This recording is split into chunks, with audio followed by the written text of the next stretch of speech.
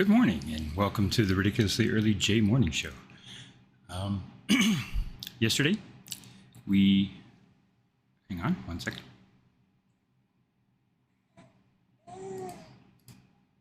Wow.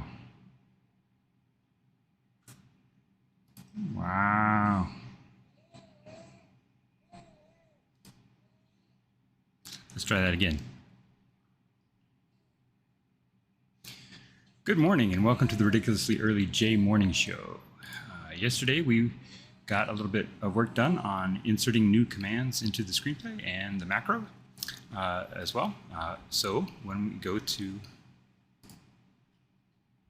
we go here, we can press Shift E now. We can type words into the macro recorder and press Enter, and we get both the really ugly looking macro that is used to insert the command, as well as the actual text that is being generated here.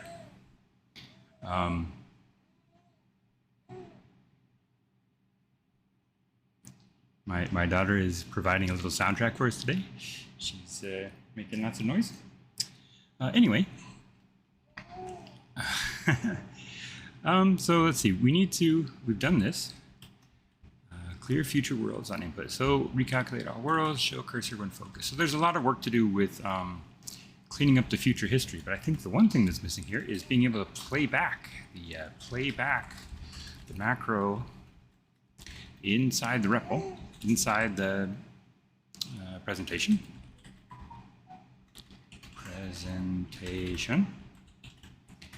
And we need the ability to I want to be able to test that if I change, no, there's a couple things I want to change. One is to be able to pull in the command history. So that's, this is actually a small thing. We already have that kind of sort of working by just turning off the Lexer, so that can be a small bug fix or enhancement later. Just stick that at the bottom. Oops, that's not what I want. Just R.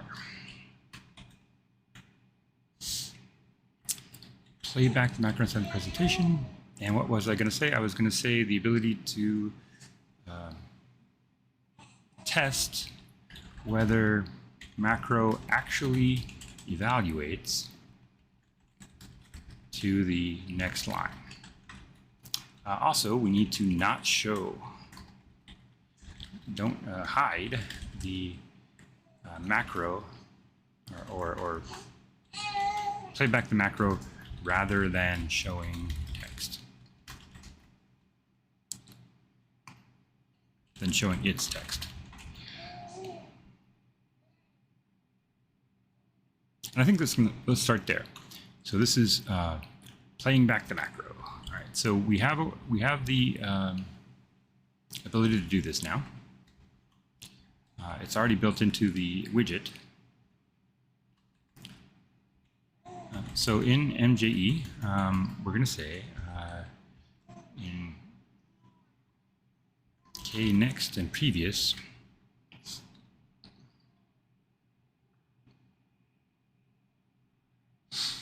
I think what we want to do is we want to say, let's see, so we've got the keys that move this cursor right here.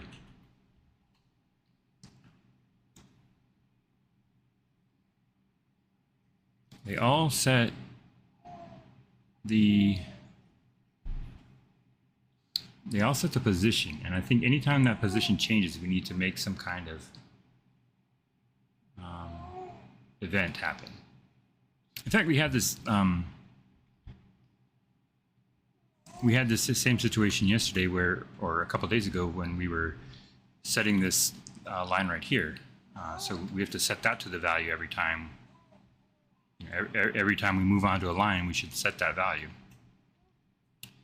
And then if we move off the line, we should change it. So there's sort of this like reactive code happening here, which is let's see, update REPL. It's this code right here. So we're we're checking to see what the line should be based on the position of the cursor from here.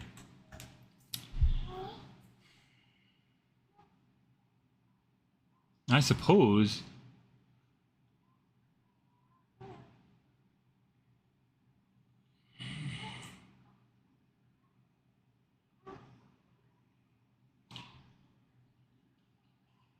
so one thing we could do is when we land on the lines that have this dot on them, well, these dots. So the dot indicates the dot at the start of a line is not valid J. It's a conjunction, so it needs to have arguments on both sides. So this does nothing by itself. It cannot possibly have an effect in J. So that's a no-op in J. So that line will never do anything in the J interpreter except output the same line back to you, basically, or maybe like a partially evaluated version of that line. But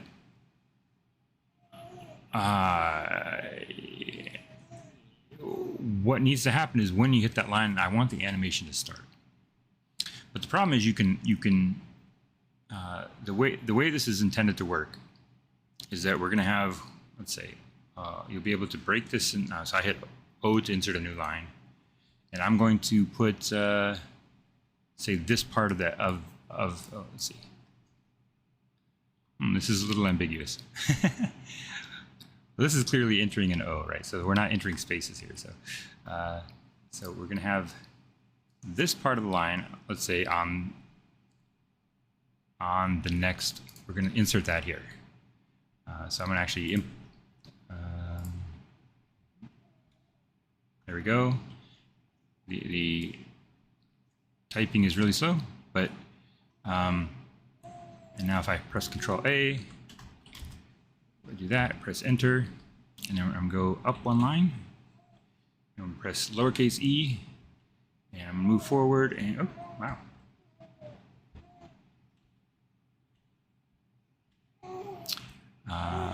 Wow, that baby is really excited, huh? Oh, you dropped your bottle?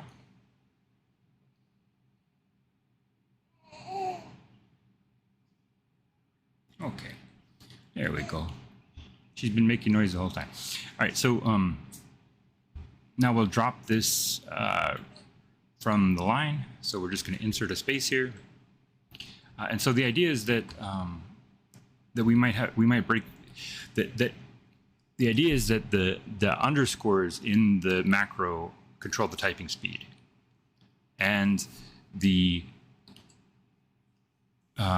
new lines give us a way to put longer pauses in. So I think that when you're making a presentation, you're going to want to record your typing, but basically the way I see it, there's probably two kinds of pauses that you want.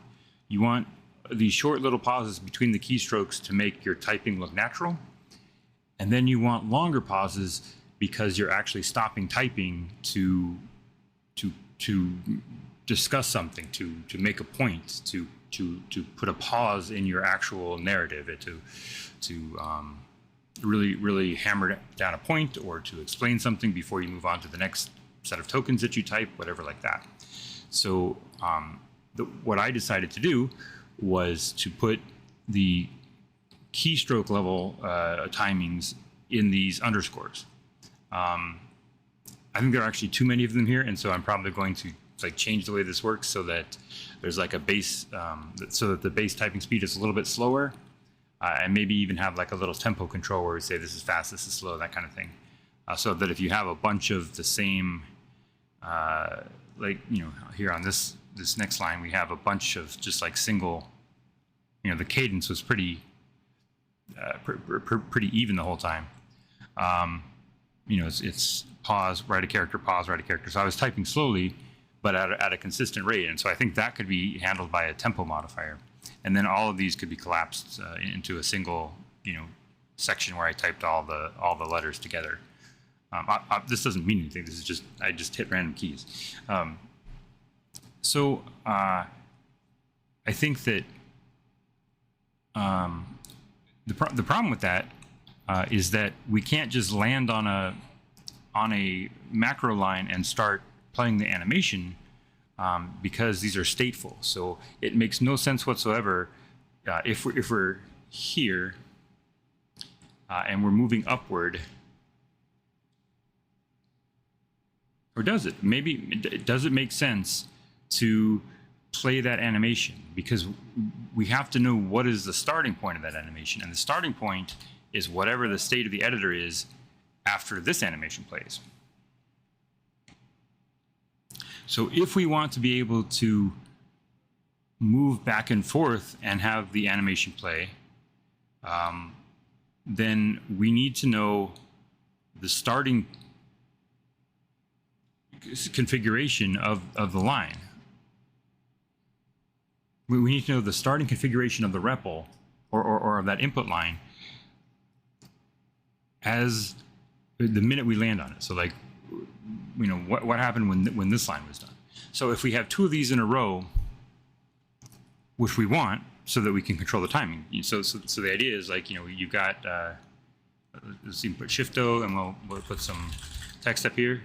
I'm just typing garbage because I can't save this yet. I have no mechanism for saving, which now that we have the ability to record, save. Oh, actually, we do have saving. We do have saving. Okay. So if I hit, okay, so let's make sure we have saving working. But okay. So what was I saying? Right. So if I just type in some stuff like, you know, hello, here is some bad code,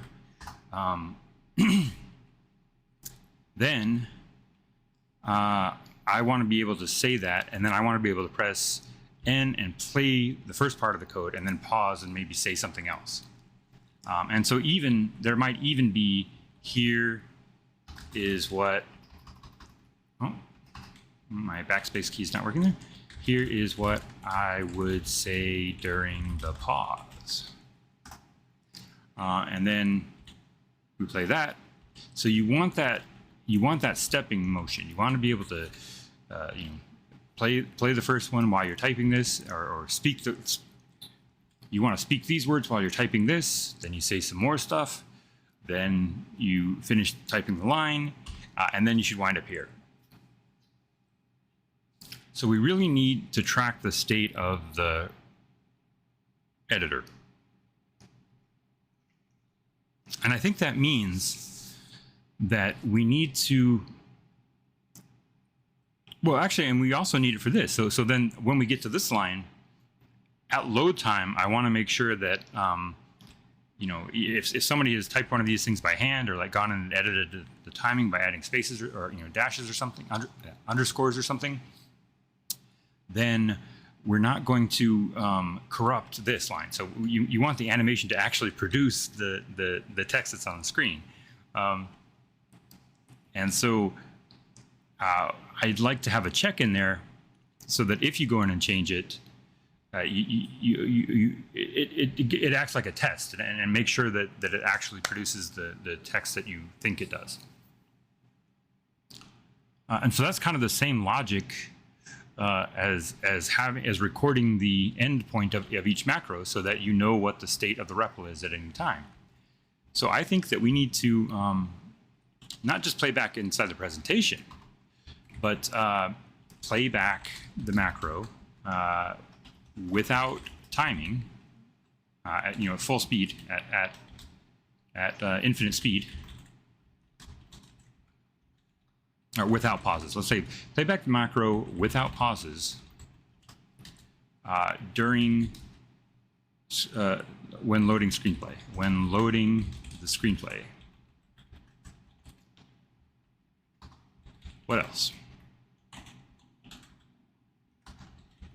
So then we want to store state of the input line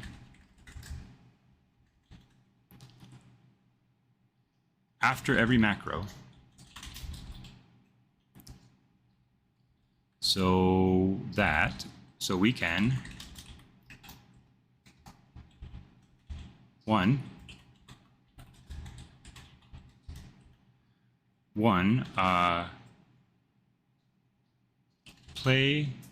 macros from that starting stack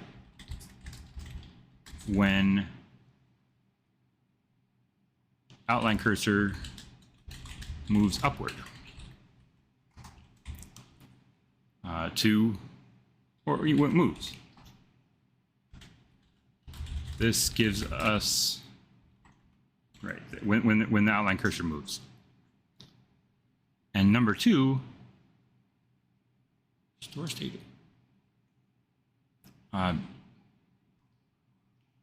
Test that the macro actually produces the next line of text in the script. The line of the next line of code in the script.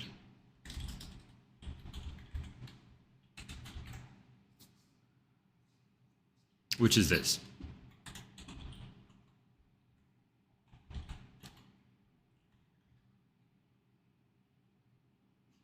Play back the macro inside the presentation rather than showing its text. Yeah, so that kind of is covered by this.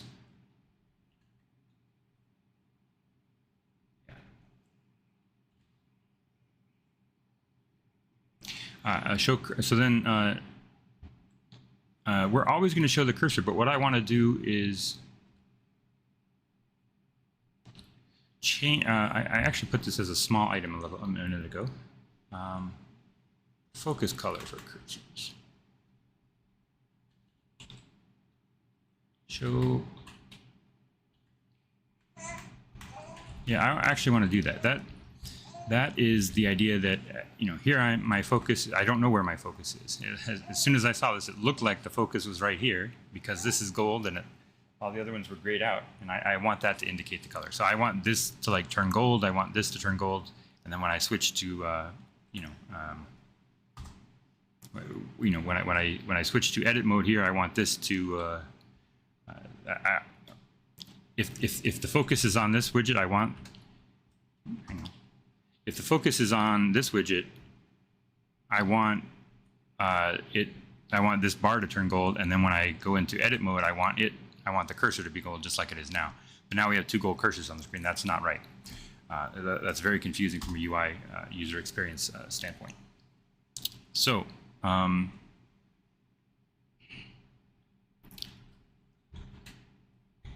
that's kind of the plan.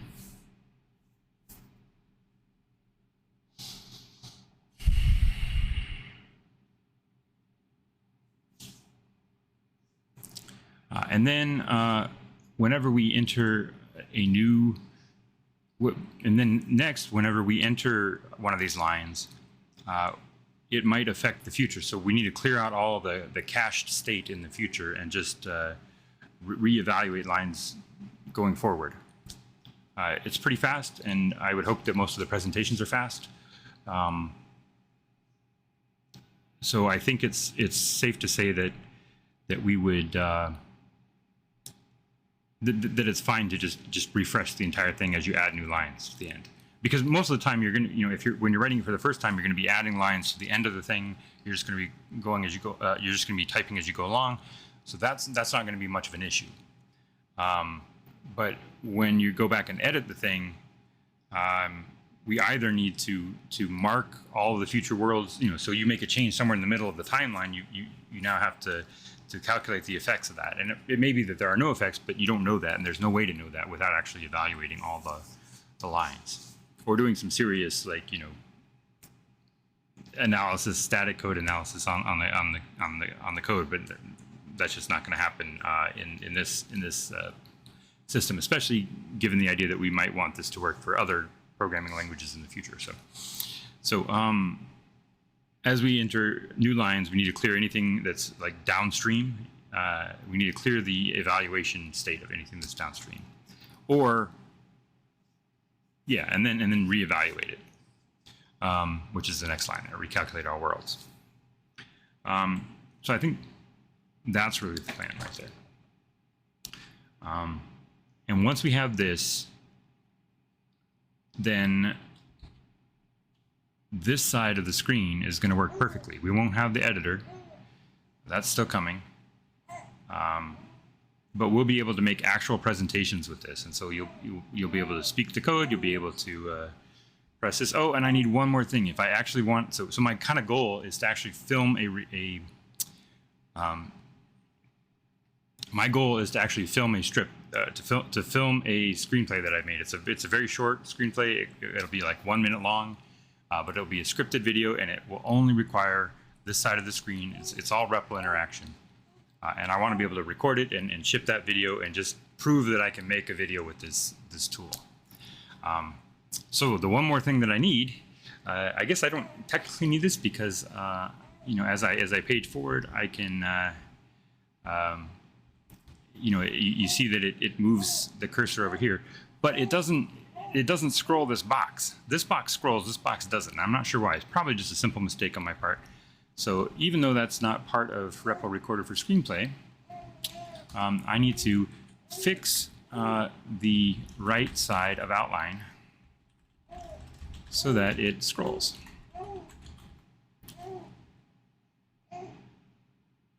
What?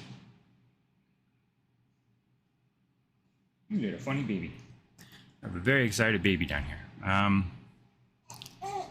All right.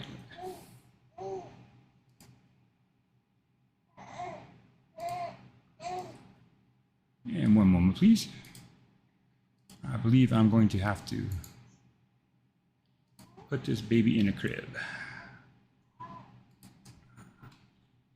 1 second.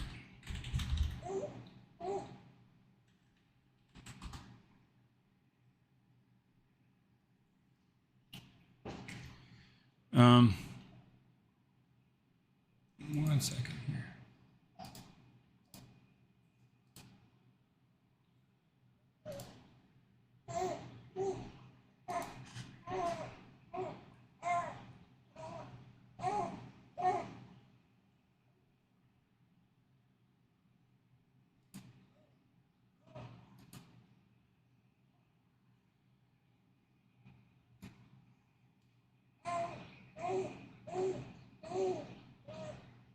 Okay, I'm sorry. I got it. I'm gonna deal with this baby. I'll be right back.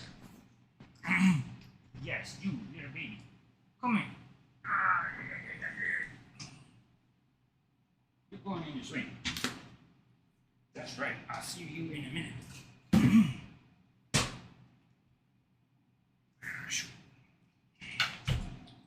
You were supposed to wake up early.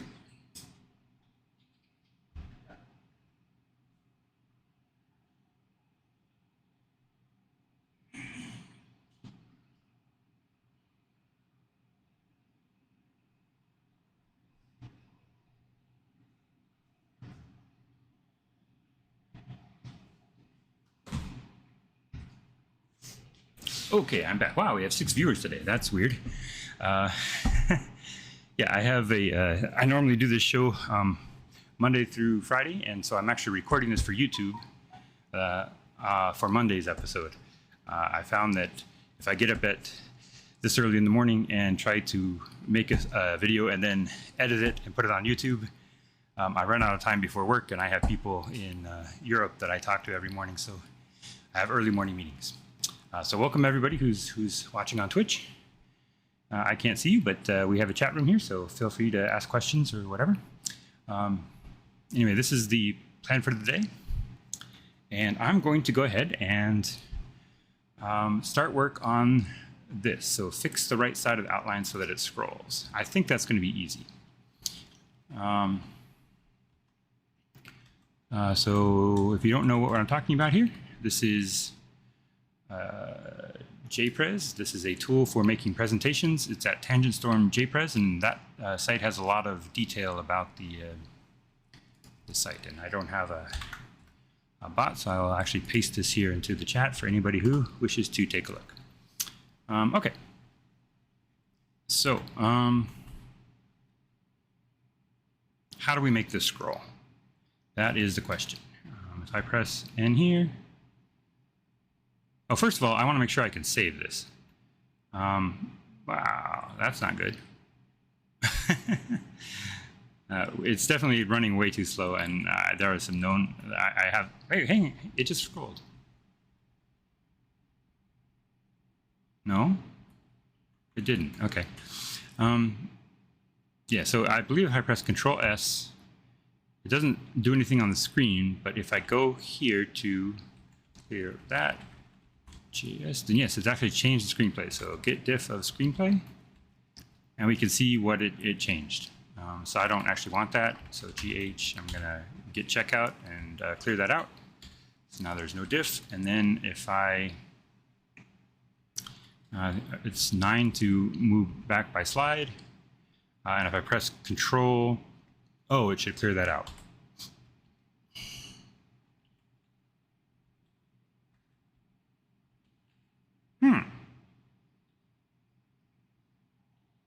So, okay, so let's see. Hey, that was a thing that I moved down there. So fix Control O so it saves. Or so it reopens the file. We definitely have a Control O key. KCO.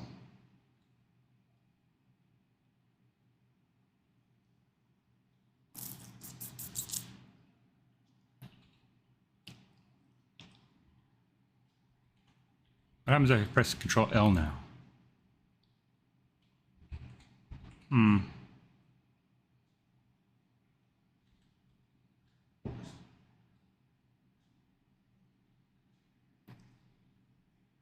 List L equals heads and smudge app.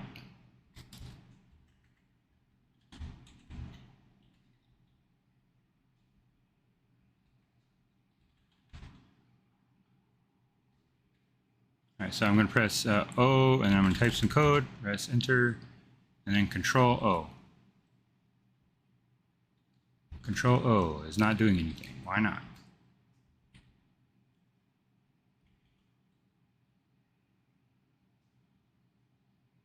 That's not, yeah, that's right.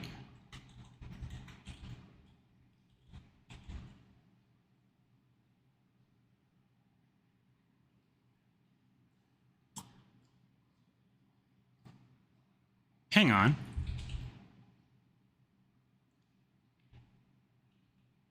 If I move forward and then back, it works.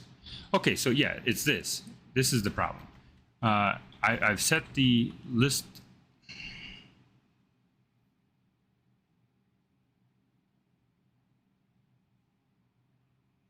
Yeah, so what I need to do is not this. I need to say, we're going to say open.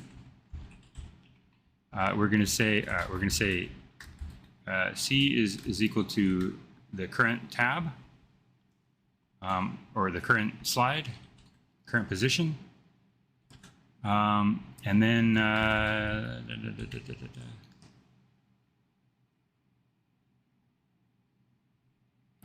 we're going to reopen that, and then we're going to say, how about left cursor is equal to the cursor, the right cursor is equal to, and if we look in the list object, that's the, yeah, C for cursor, so C of commands. Commands is the right-hand side thing. So now we're going to open, and then we have like a go-to in, we don't yet. And so now we're going to say,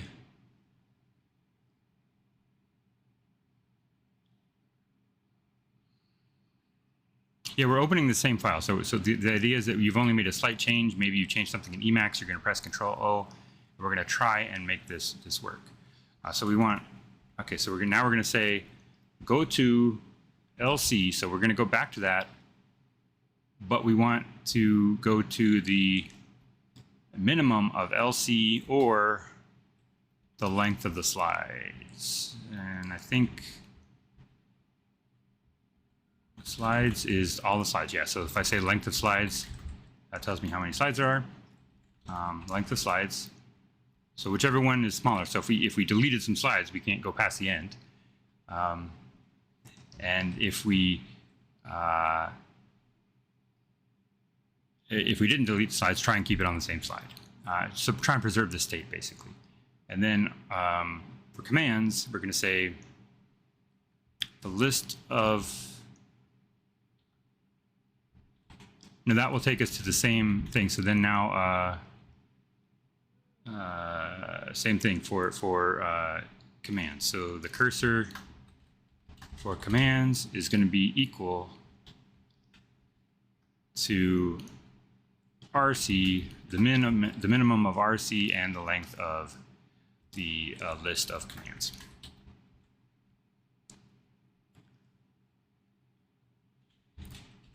In fact, it's one less than the list of commands.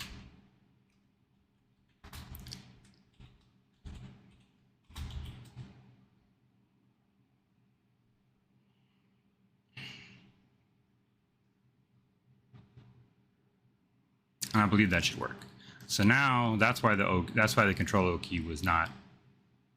That's why the open key appeared not to work. It was actually broken a little bit. All right. Am I done here? No.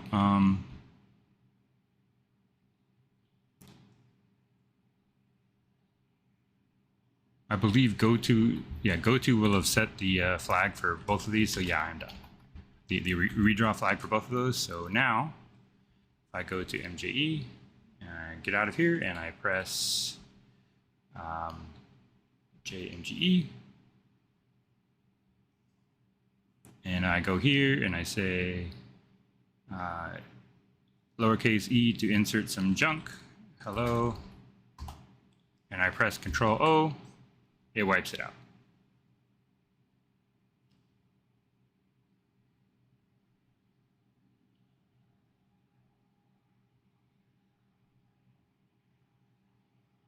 It wipes it out, and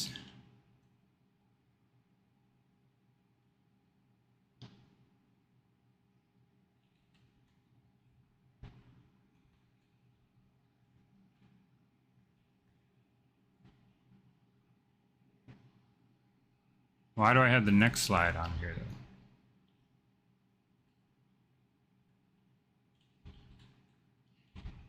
Because I also need to init world.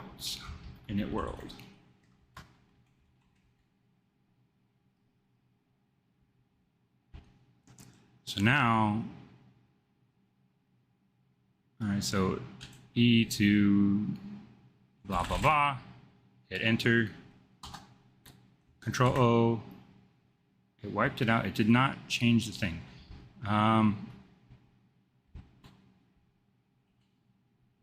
And it didn't clear the history.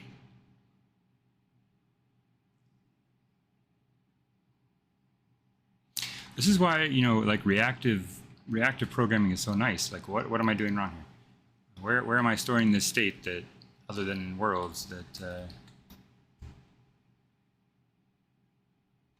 hang on.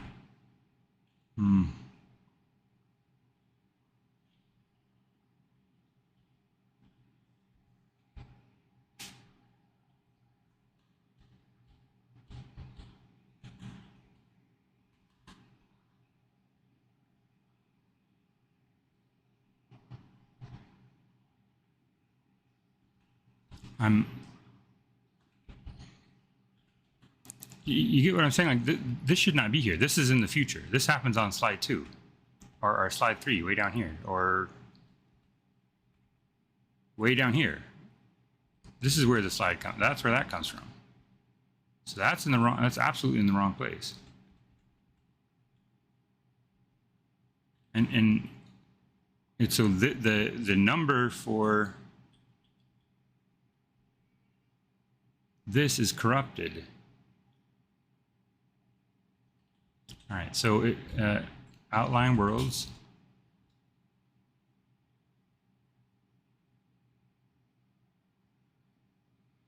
This is telling us what world we're in at each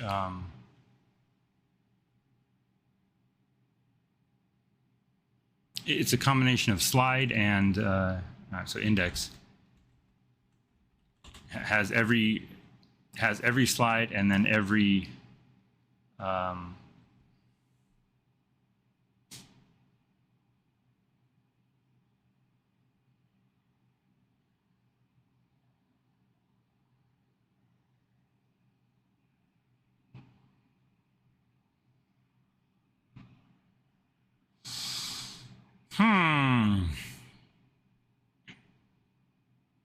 This is every cursor. This is the left column is meant to show every slide, or every slide that has REPL inputs. These are the lines that actually have those inputs on that slide. So slide 00. Slide 00 is not input. There's a blank line there, but that indicates that you know, we always have 00 in those because that's tied to world 0. But then after that, we have all of these. So every one of these pairs should be the number of. So if I take the length of the index, that should be the same as if we say grep that regex in screenplay. And we pipe it through word count /L, so count the number of lines, that's 7. This is 15.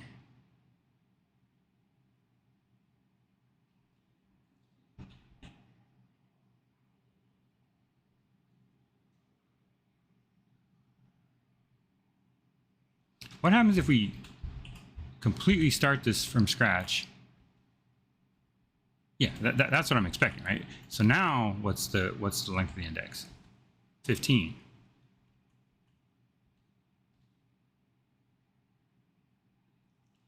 And OLW 444. I'm surprised we see all these 4s in here.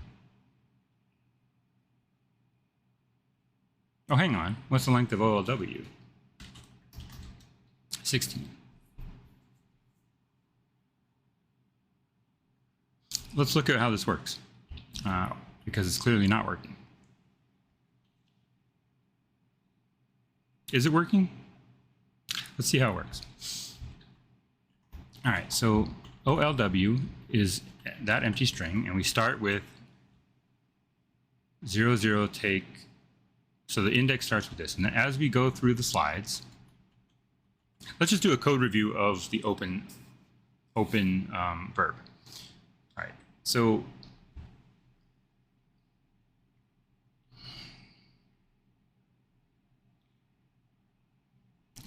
this is part of, so VM is the tool that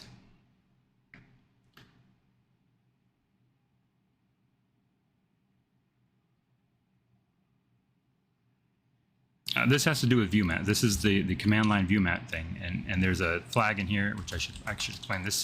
This control how or tell viewmat to emit directly to I see. So make viewmat VM JKVM VM not output directly to terminal. Our output to string instead of terminal, of directly to terminal. All right, so JKVM outputs string instead of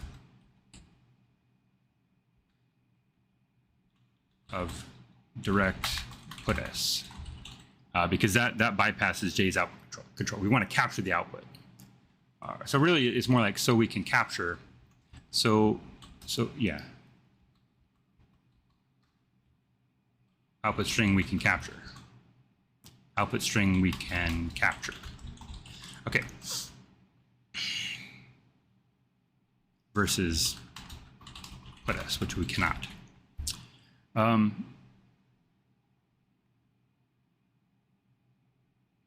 Org slides is looking at org.ijs, this is my org parser. So this is calling this function here and just reading the file that we pass in, which is org path up there.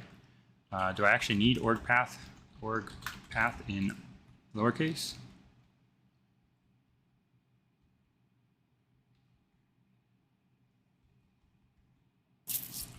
I think I'm just going to use the constant everywhere, and I will get rid of that.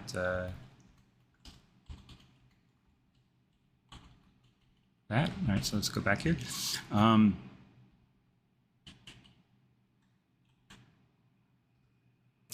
So org slides produces title, the title of the presentation, and it produces slides array. Produces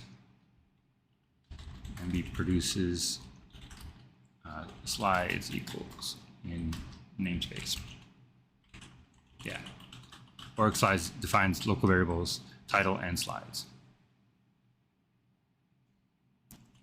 So that's kind of defines title equals and slides. So these kind of set variables in the namespace. So now from that, we produce the heads. So heads is the titles of the slides. Yeah, and you can see they're indented based on, so the indented heads are the, so the heads is the indent, is the indented outline that shows up on the left.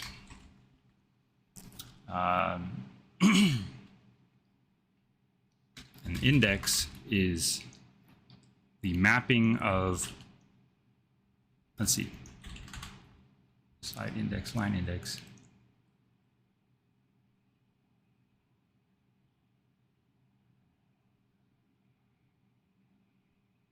Oh, I see. Okay, so now it makes sense.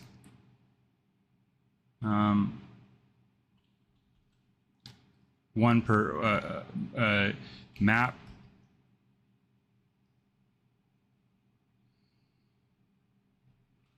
It doesn't make sense. So the actual number of lines is wcount.sl screenplay.org. 54.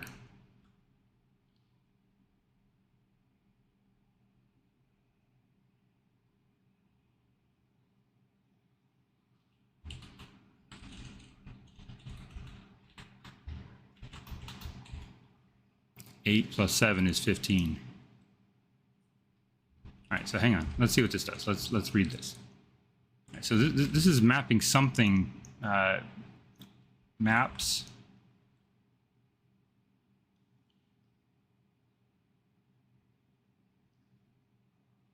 Hang on. So if this is in this block right here, if the line is not empty,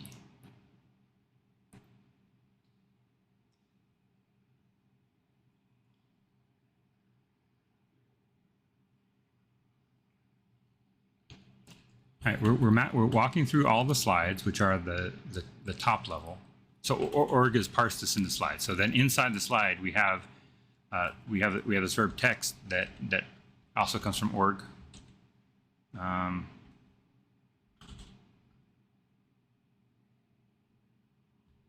These are, yeah. So this is.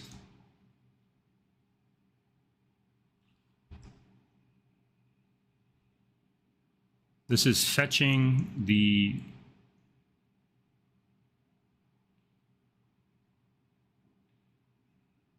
so basically slides is a two-dimensional array of boxes, and so the first line tells you what slide you're on, and then on that slide you have head, text, code, and depth.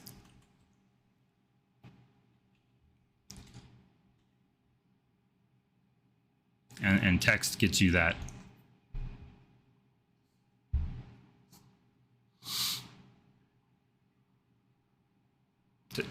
Text is an accessor that looks at the right spot in there.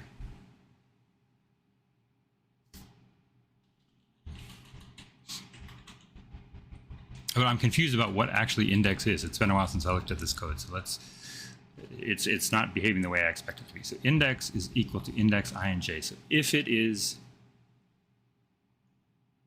a line of text inside, so when we parse these slides, so let's load up screenplay.org. Reread it from disk. We're only looking at the lines inside of here.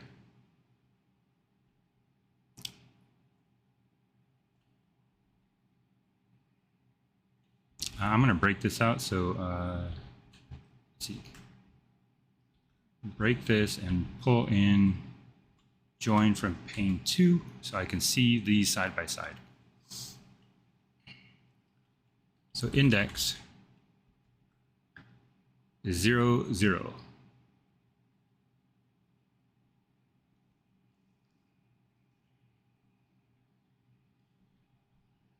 And 0, 0, and then 1, and then 0, 2, 0, 4, and 0, 6. And we have a next heading, which has none, no things. Then heading 1 has no inputs.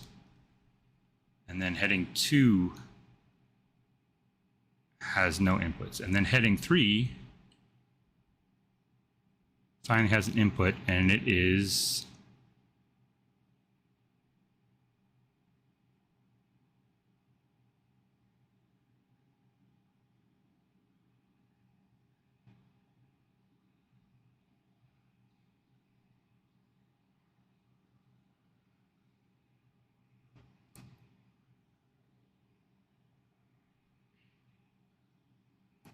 what?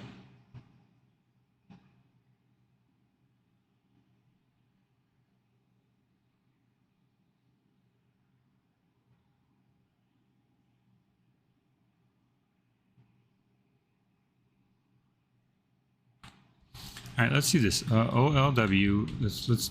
I'm sorry. Yeah. So we're gonna box the input on one. We're gonna box this index on each row, and then let's put this side by side with OLW. Yes, but no. How do I want this? Oh, we could do it like that, but come on.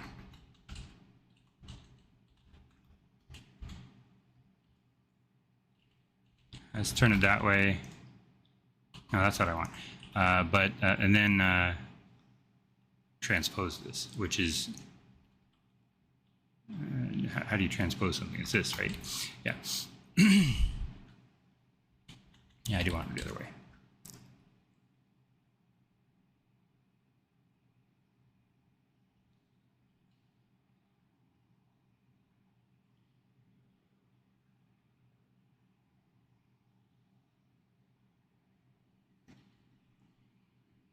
I'm a little confused here.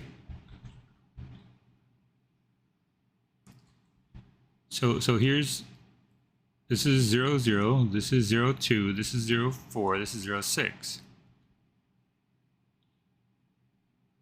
This is slide 1, which has no, right, there's nothing inside of it.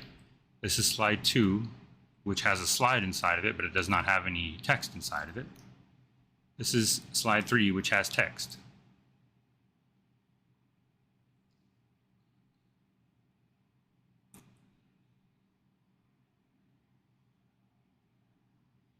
Oh, I see. It's picking up this line. So this is line, it ignores this. It's picking up line 0, and then it sees the colon in line 1. I wonder if it tried to evaluate that.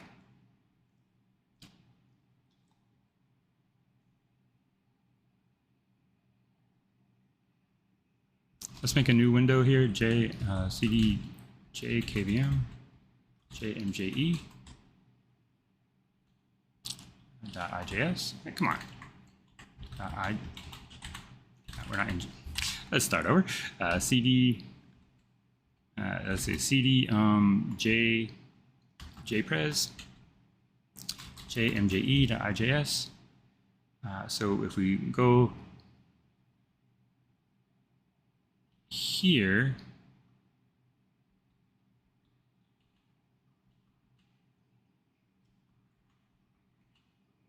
it doesn't seem to do anything with the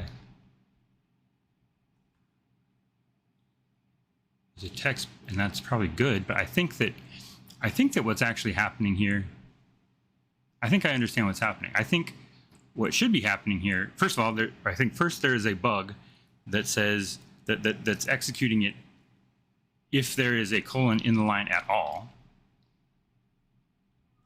which is not supposed to happen because it's clearly counting that line. Although, where is 3? So this is 1, 2, 3.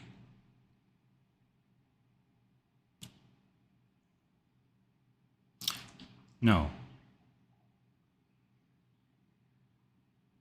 Okay, I understand what I can do this from the start. All right, so what's happening here is that for every one of these lines, if it's not empty, then it is going to create one of these lines.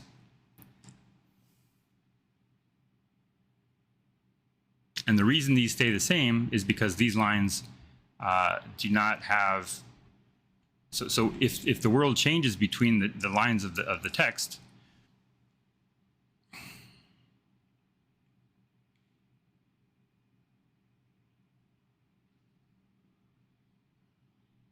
if the world changes between the lines of the text, that means if there is something is executed, if something is actually executed on that line, then the world will change. So here,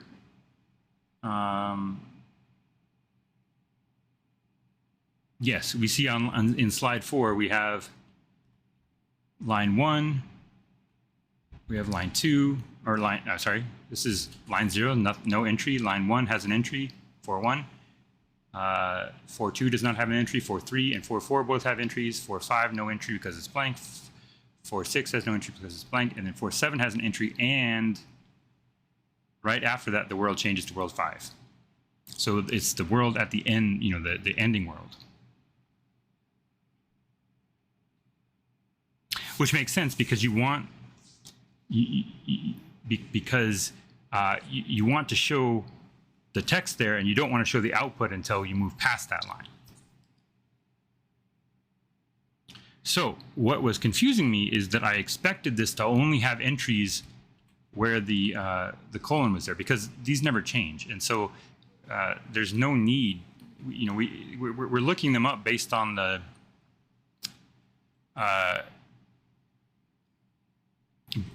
you know, we use interval index, which allows us to say, well, okay, if I'm on line, say 411, or sorry, say 412, right? So 412, 12 interval index inside of index should give me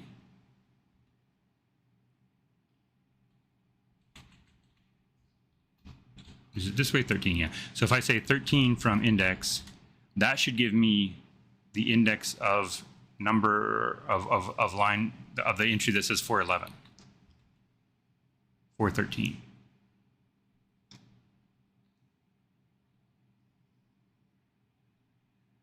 Okay, so I'm off by 1.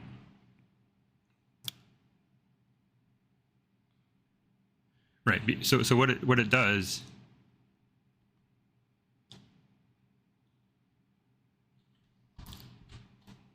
It's like an alphabet kind of thing. So A. So you have like your encyclopedias, right? And they have A, and then the next one starts with M, and maybe the next one starts with, I don't know, T or something like that, right? T, and you want to say where in the alphabet is this? So if I have Apple, I don't know if this is going to let me do this because it's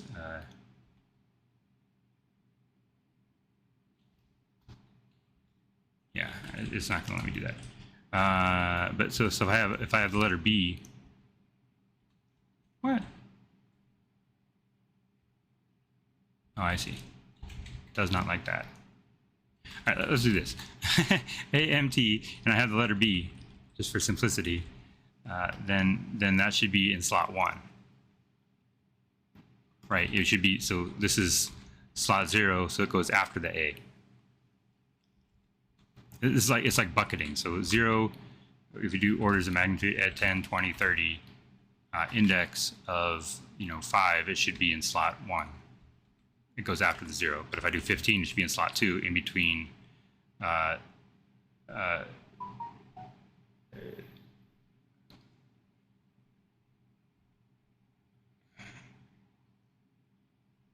yeah.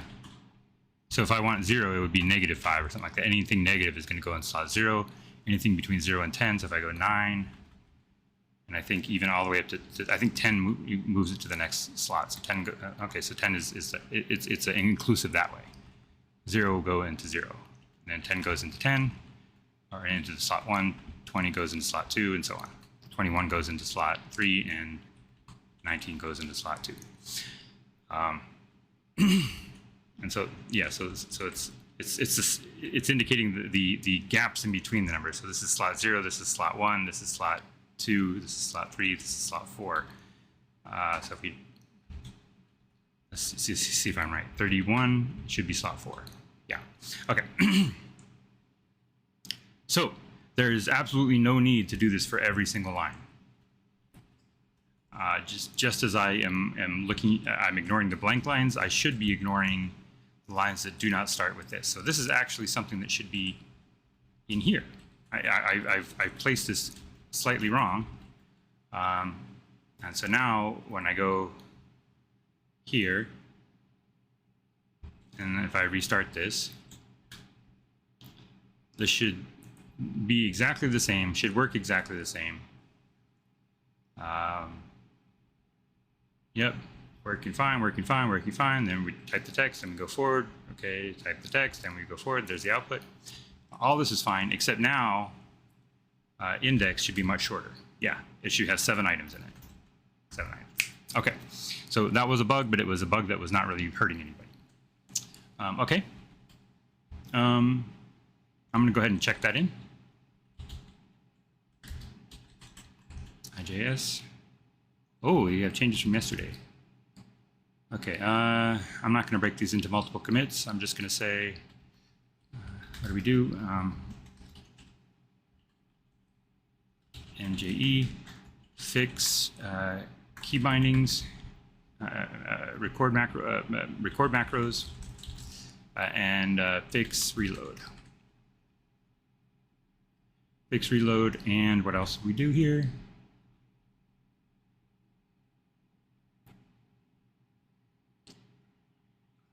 Fix reload and shorten index.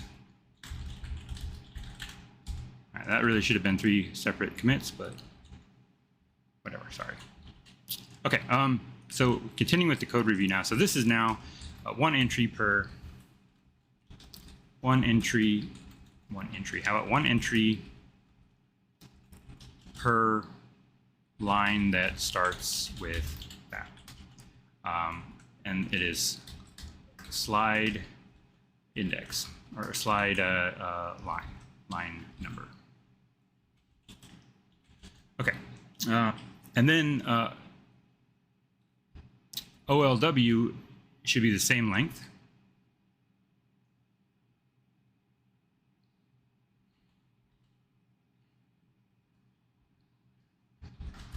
Index is, yeah, so index is the index for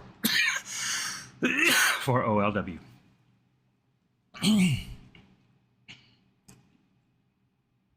And rather than this, we're going to say, index I cur, or index, I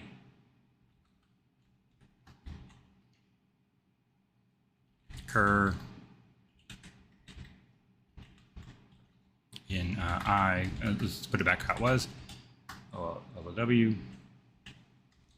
and we're going to put a little note up here that says, come on, index I, and from the C of line, and then C of command.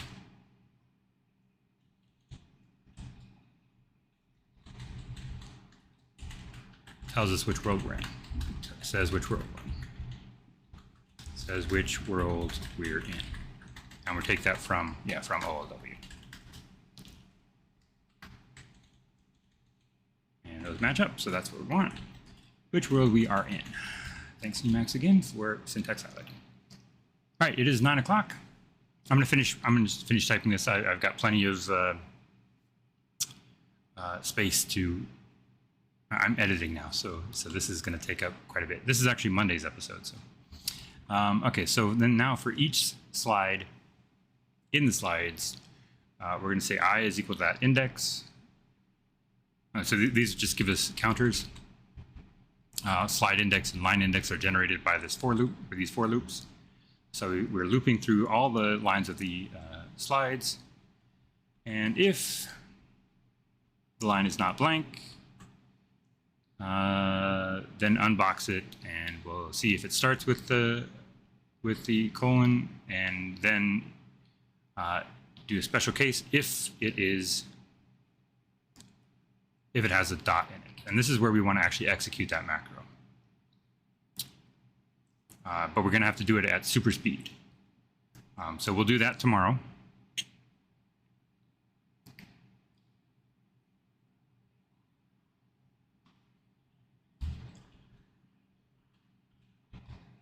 So this is an open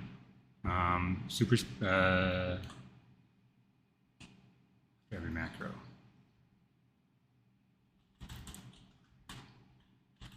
Every macro.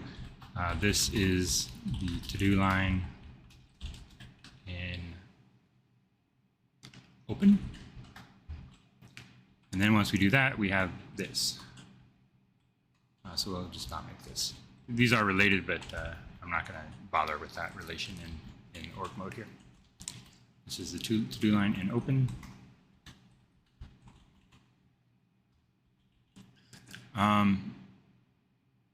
And now, so if this idiom means starts with, if the line starts with colon and a space, then we're going to cut 2 items off the line and then move on.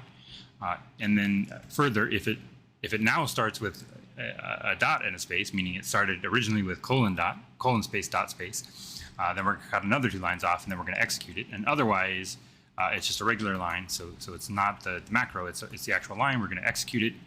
So this actually does exactly what the REPL does on except when in the standalone version, except we're also adding the colorized code to the playback, so that we're actually remembering the history in color, the input history in color.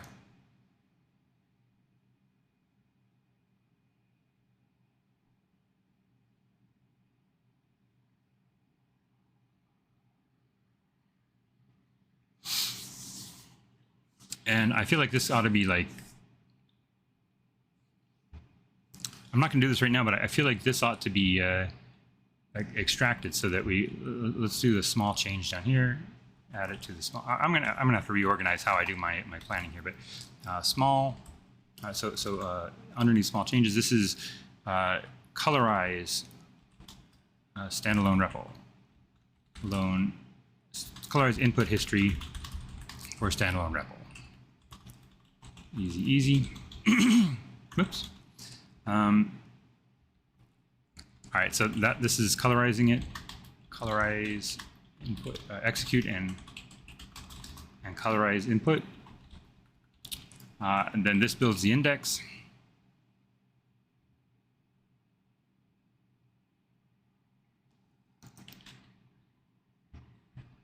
This world kind of tells you the current state of the world in the list of worlds, and that's it. That's what we're doing for every tick. And then at the end, this actually should be happening. This should restore the state. Restore J, KVM, VM. I actually had a demo some time ago where I tried to run ViewMat inside of this, and it wasn't working. So, yeah.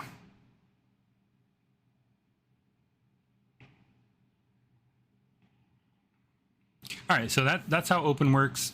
So now we know how the index works.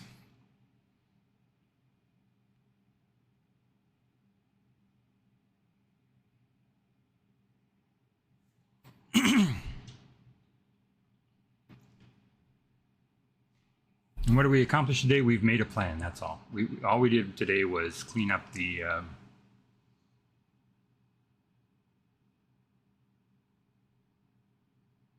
all we've done today is clean up the code for open a little tiny bit.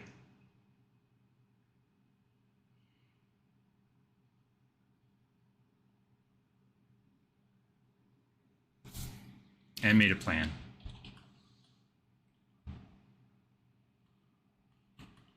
I'm out of time.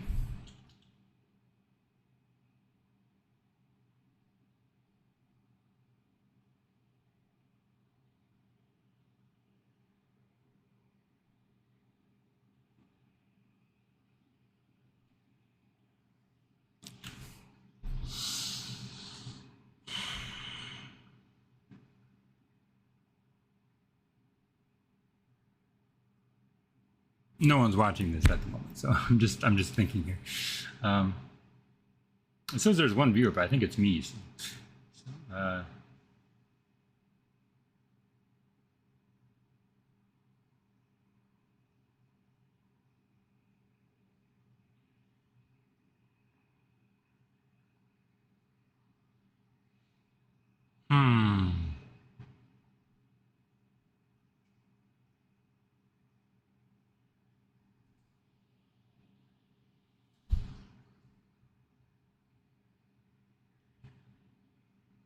It's also Saturday, so there's no particular reason I have to stop right now.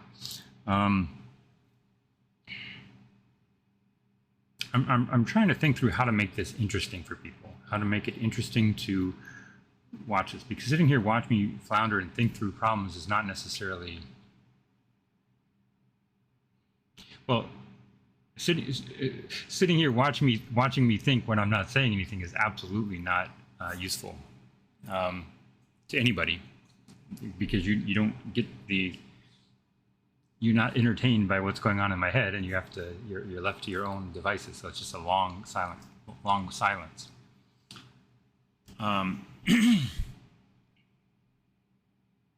So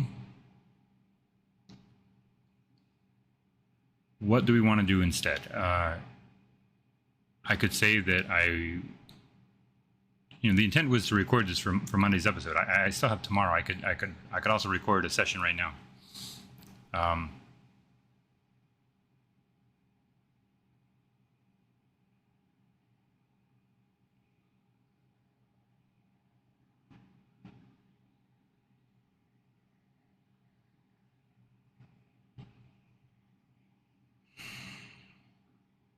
We did do this. We did fix Control O so it reopens the file. And then the next idea was going to be to fix the right side of the outline so that it scrolls.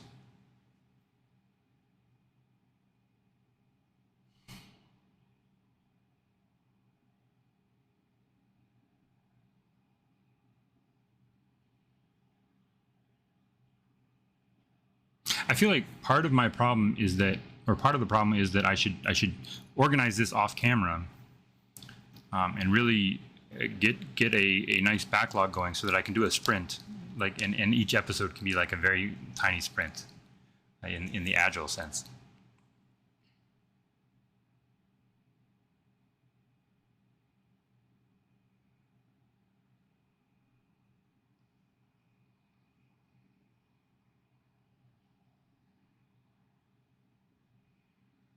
And then, okay, so I also need to see, I don't know if I have a bug here or not. So do I have a bug? What I was trying to do with all that was fix bug where when you press Control O, history is messed up.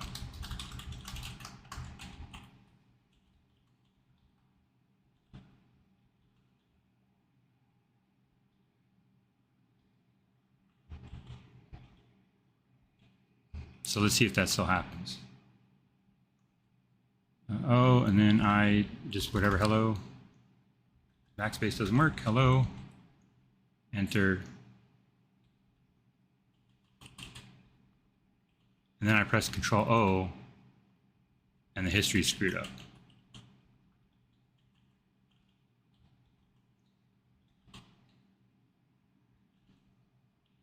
So bug, history is messed up when you press Control O.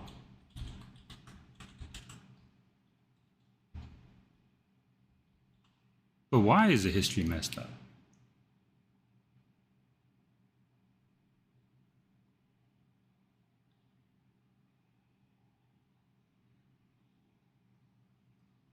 Like all of these, this should wipe out all of the state. That's the entire state, right?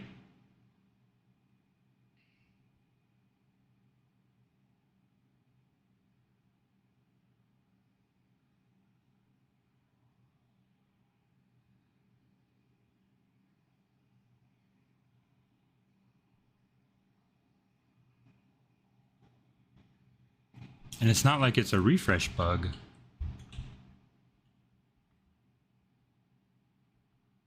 Because that's there.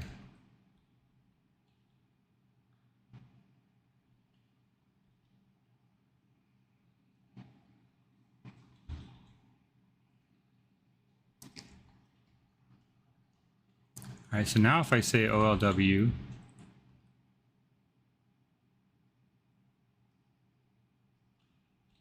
index,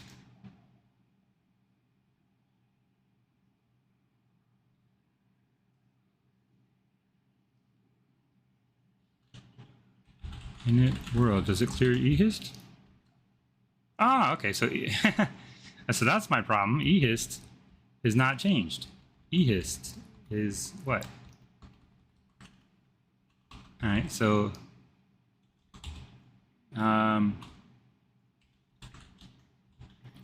ehist and ihist need to be set in the init.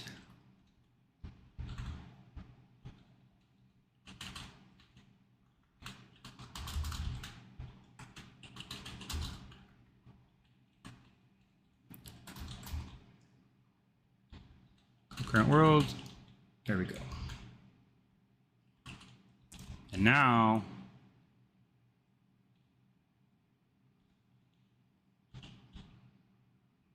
oh, hello, enter, Control O to wipe that out, and yes, no more magic history changes. Okay, so that is the bug fix for that. So GD worlds, yes, fix worlds, put ihist and ehist in init. Okay.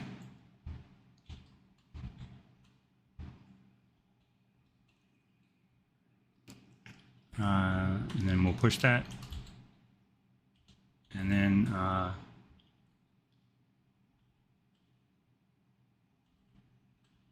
had to fix, needed to fix ehist, fix init world.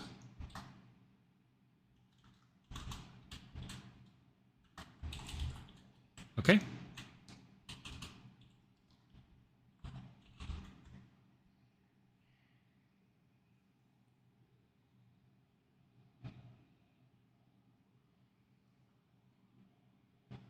Oh, hey. Hello, Coffee Before Code. That's funny. I actually, I'm working on a virtual machine called B4. And I was gonna make a website at some point called Learn Before Coding. How did you get your Tmux windows to show at the bottom like that, Tangent Storm? Tmux windows to show at the bottom like that. I'm not sure what you mean. This, the windows show it like this for me by default. That's like standard. But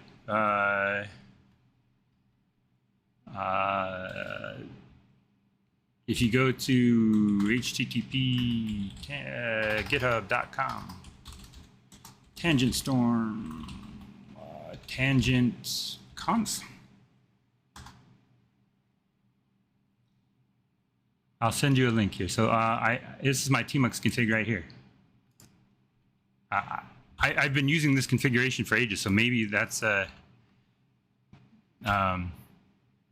maybe that's just something in that configuration. I thought that's how it was by default, but but maybe it's because I have this config file that I've been using forever. Let's see if it says something in there like that.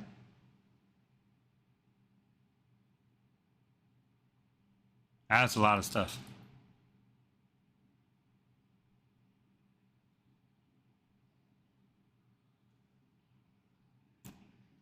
I don't know.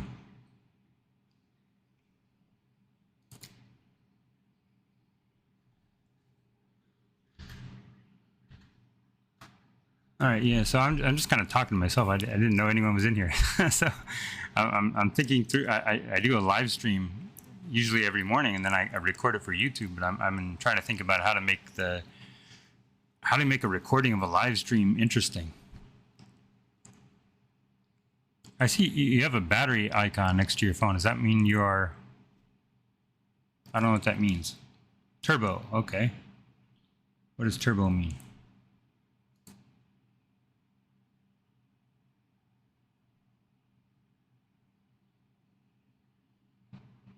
I am very new to Twitch. Still learning. No ads for non-subs. Oh, okay. Oh, very cool. Yeah, it's really annoying that Twitter, you try and join someone's site and somebody puts an ad on it. So I'm kind of done. Normally I stream for an hour and I just record I record it, I upload it to YouTube, and so today is my my day off, and so I thought I started editing for the first time, and so now instead of an hour I have like 20-30 minutes, and I'm trying to think about now how do I take that 20-30 minutes and make it into a coherent story as opposed to just sit there and watch somebody live code. I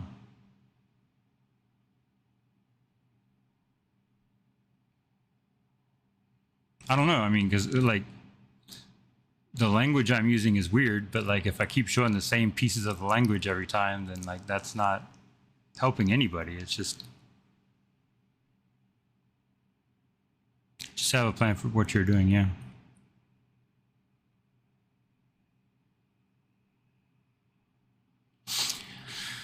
Yeah, well, and then today I spent all day planning, right? Because I'm kind of planning on the fly, which I don't think is really good recording either, but really good video either. Just I don't know.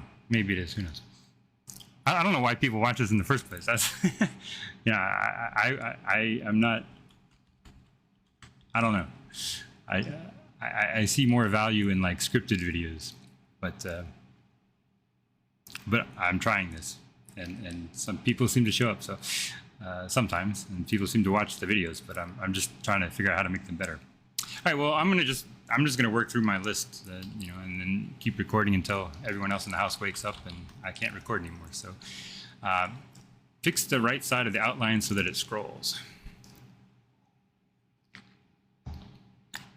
Well,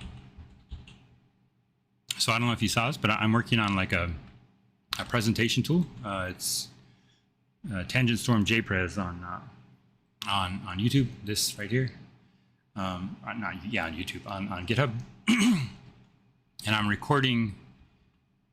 For my scripted presentations, I'm recording. I'm trying to have a REPL that allows you to record your keystrokes. I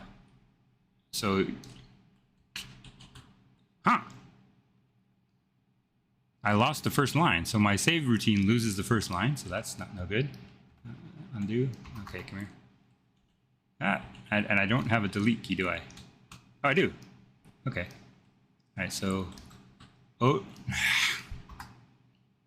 delete.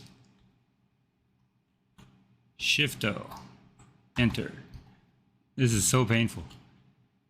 Shift-O to put my blank line in there. Okay, so what I was going to say is that you can type in text up here, or you can press Shift-E right now, and you can do this, and you can type in this REPL, and so you can say I10.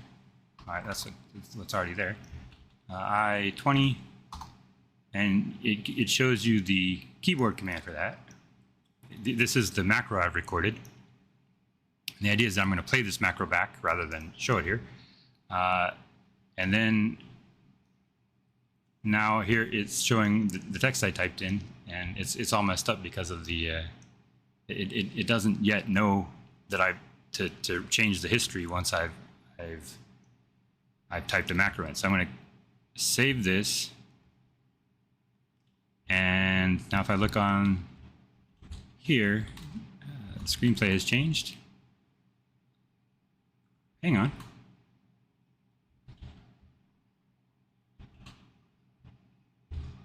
Control S.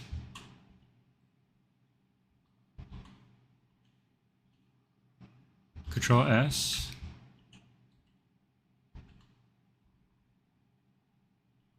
Uh-oh.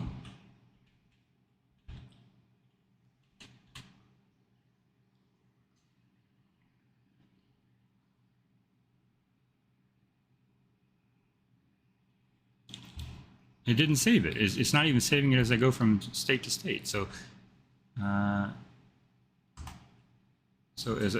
let's try that again. Let's press Shift E, I10. There's my recording. I go forward, I go back, and it's gone. That's not good at all. All right, so that has to be fixed. That definitely has to be fixed. So, what is happening here? Commands is or insert text. Hang on. All right, first of all, I'm in the wrong file.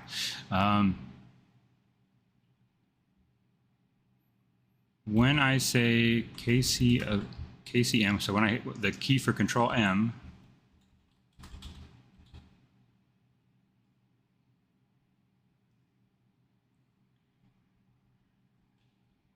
should add put text. What is put text? Put text. So okay, so I've got like two different data structures. I've got the view model, and then I've got the actual buffer that I need to work on. And I think I just didn't call this put text on. All right, so that's insert line. I think I called insert commands instead of insert line. And I'm doing that in the accept method. Yeah. So I called insert commands, and I want to call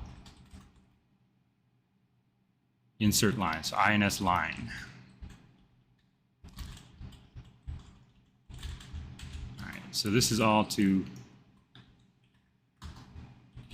bug fix our bug.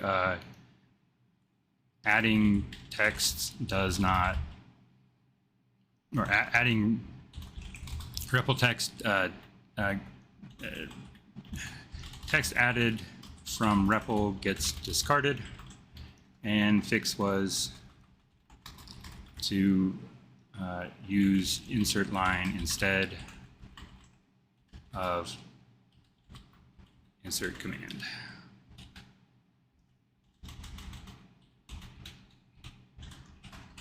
All right, so now if we try that, let's see. Control C, RL to reload. And now if I say Shift E to get to the REPL, my UI is terrible, I know.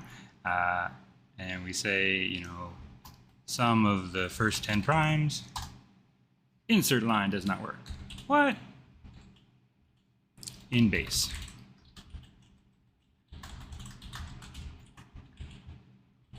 RL, Shift E, and then, yeah, so same thing, so sum of the first 10 primes. Come on now.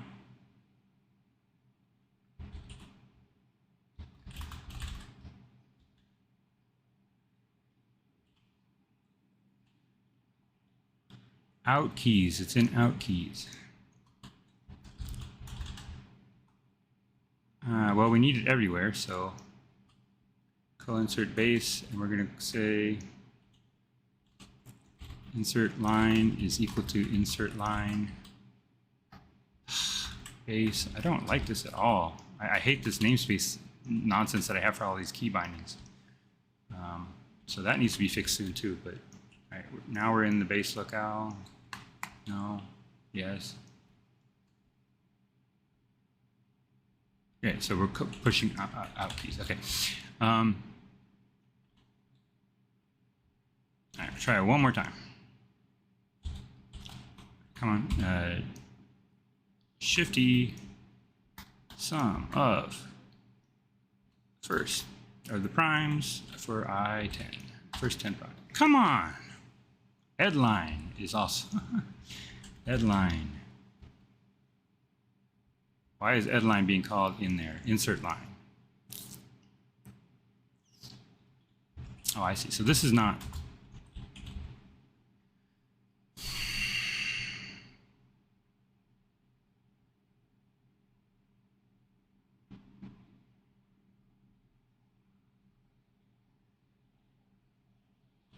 Is that even right?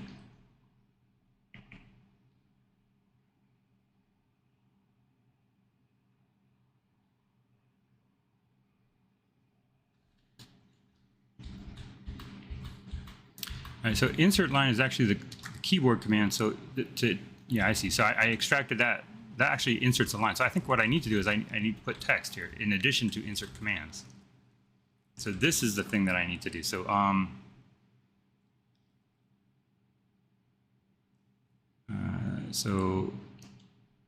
so insert command is going to be equal to this. And I'll say insert command. So we're inserting a blank line. That's binding a blank line there. And then once we've bound that, we're gonna. So this says call insert command with an empty string, and then call ed line with empty string. And so insert command is the thing that I really want to be there for everyone. Insert command is equal to insert command of base, which now I need to define. I'm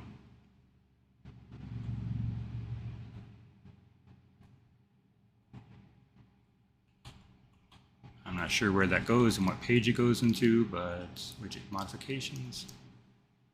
I guess if it's here, so we'll say insert command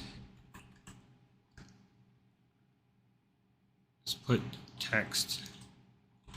Yeah, so we're going to do it like this because we need an argument.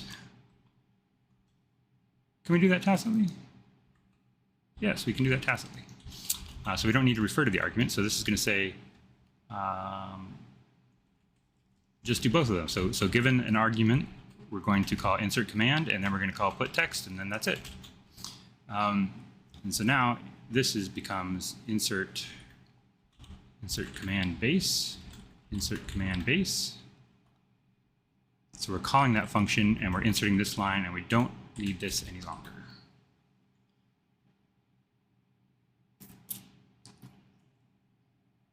I think that's going to work. So we're going to call that MJE.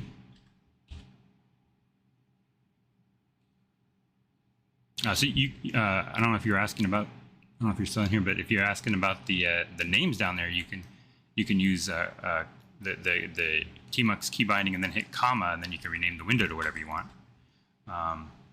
But as far as I know, the name's always some name always shows up down there. Okay, so come on. I lost my cursor and everything. All right, so now try this again. Shift-E, and I'm going to type it all out by hand once again. I10, this incredibly long line. There we go. All right, sum of the first 10 primes. Now I go forward, I go backward. It's still there. And just make sure I haven't broken the insert line. So that's this, and then hello, insert. All right, I go previous, I hit delete. That's working. I hit Control S to save. And now, yes, that's perfect. Okay, so now that works. And now the question is,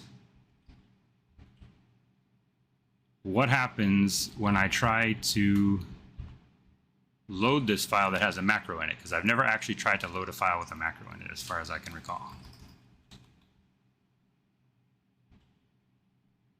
and nothing. It just shows the text, and it did not put it in the history. It just shows it when I'm on that line, which is fine.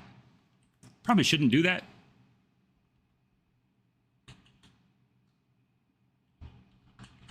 All right, so I'm actually going to say that do not show. I think this is in here somewhere already. Do not show macros in the REPL because that's not what they're for. I don't know where I would have put that, so yeah, maybe this is just not in here. All right, so now that would be in the line that says, it's this line right here, update REPL, new line base. All right, so we got to make it a little more complicated. So this says if value, so first extract the value of the current command in the, in this little pane down here. So this is a command. Extract that into val. If it starts with this, then do this. So then we want to really say if it starts with this,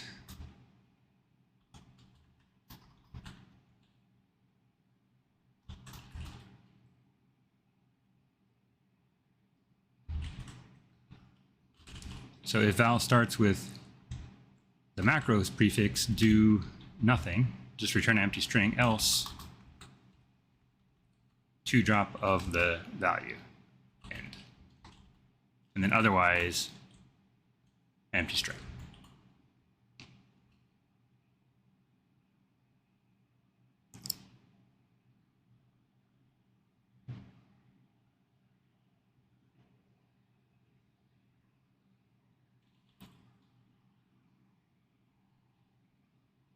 Yeah. I was trying to see if I could simplify that a little bit, but I think that's good. So now let's try this. Actually, I gotta commit my files more often. All right, I'm gonna copy this to a scratch buffer. Scratch. Come on. I'm going to undo this just so I can get a clean commit history. I feel bad about not committing my code in little chunks. All right, so 3gs gdmje.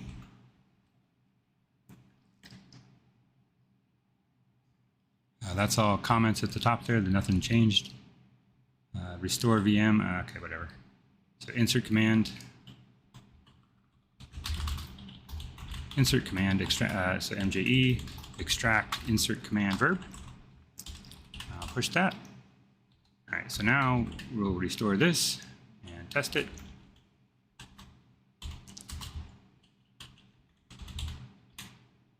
There we go. And control, let's reset, okay.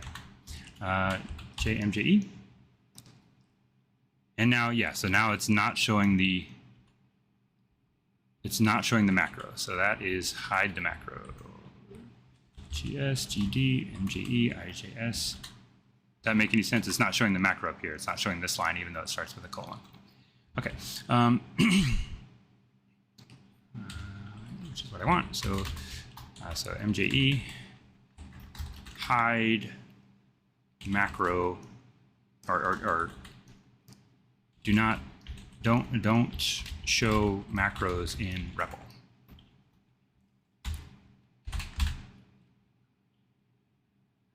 All right. We're actually making progress here. Do not show macros in the REPL. And fix was changed to new REPL line. New REPL line. Okay. Fix the right side of the outline so that it scrolls.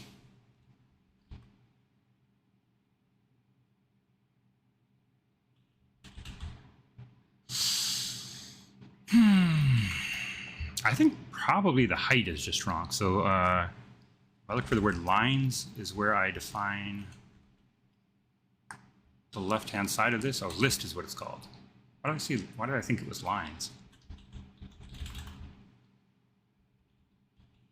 Okay, it's list in command. Oh, I put it in a comment, didn't I? Yeah, list. This is meant to be list.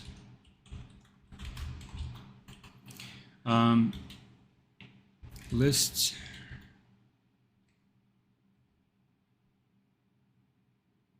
So the height of this is, yeah, and I set this to 32. So this is whatever. So Y max is the bottommost thing minus Y meta, which is, I'm going to have to clean all this up and probably do some kind of like sizer widget or something at some point. Sizer containers. But here I just want to say this is the same as h_list. And so it probably actually is scrolling because it's the same widget, so there's no reason why it wouldn't be. So if I move to the page that has the long code, then, yeah, oh, it's slow, but.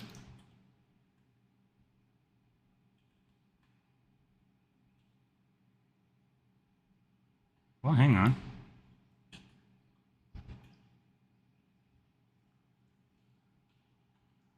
I think this is actually one too long.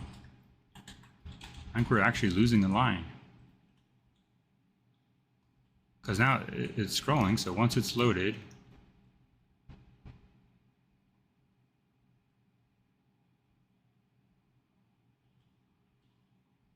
oh, hang on. That's not what it is. It's there's a bug. So now we have a new. All right, so this worked. So it is scrolling, and then height was just set wrong. So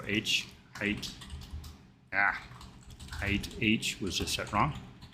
But now we have another bug that moved to previous slide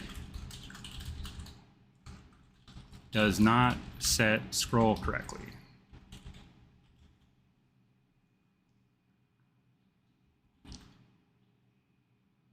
And so the previous slide key is 9. So I think that's handled here, back lists.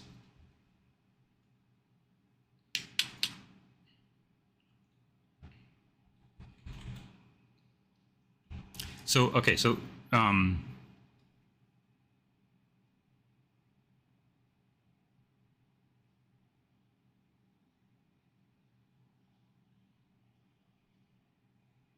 you are facing chat rather than your code.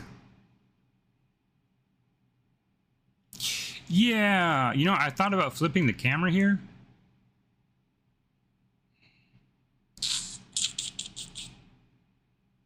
But I have a map behind me, and I don't want to flip the map. So my plan was that when I ordered a green screen, and so my plan was to put a green screen behind me, and then I would be able to flip my image and make it look like I'm facing that. But I didn't want to. It just annoys me when I see like a map that's backwards on somebody's. You know, or somebody's got text on their shirt and it's backwards. So I wanted to not do that, and so I figured that would be, it would annoy me. So, but yeah, I hate it that I look like I'm facing, you know, the edge of the screen as opposed to my code. And I wish the way my camera is mounted, it's awkward. I wish I could put the camera on the other side of my desk, but the thing that it mounts to is on this side of my desk. So. I don't know. I guess, actually, well, but, right, and the camera is actually blocking part of my screen.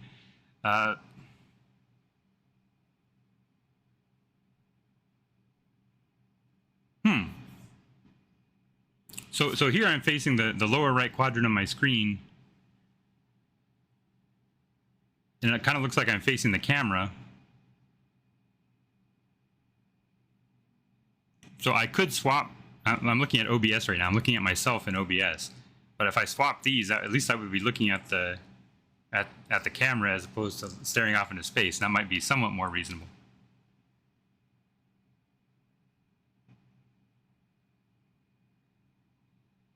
I'm going to try that. I'm going to take your suggestion. I'm going to try that. Do you stream yourself, Coffee Before Code? Let's see. Let's see if this works.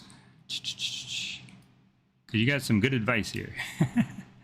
All right, let's see. Upper right quadrant. How about new? What do you like in a coding stream? Because I am very new to this. I've watched some, and I don't know. I find like it's sometimes interesting for me to watch people what they're doing, but I don't like. I'm just I'm new to this. I don't know what the is it to learn or just to see what people are working on, or like what is the appeal of a coding stream for you? Video capture device, window capture. No, I don't want window capture. I want desktop capture, display capture, bottom right quadrant. Okay.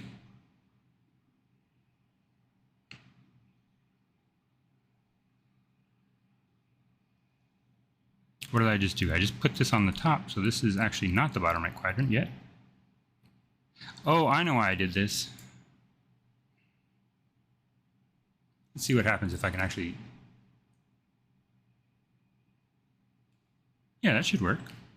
Okay. I actually did try this the other day.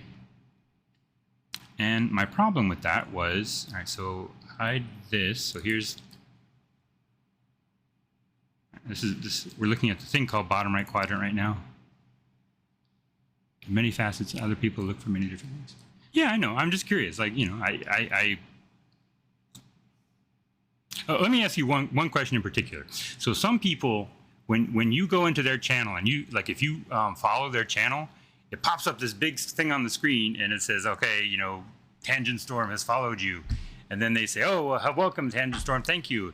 And it feels like, I don't know, I feel like I'm being called out, you know, when I'm just kind of like lurking, you know. And I don't know, is that creepy? Because I find that creepy.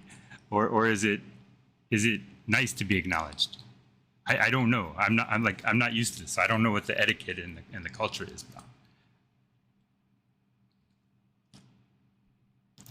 Okay, so bottom right quadrant, I need to set this to Control E.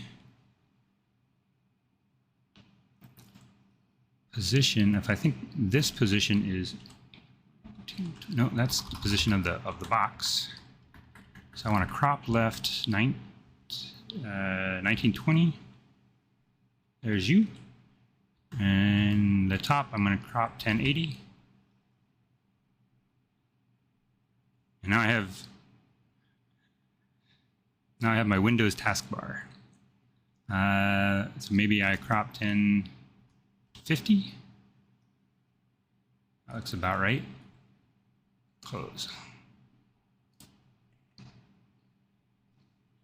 So now, if I'm looking at the code, oh, that's a little weird.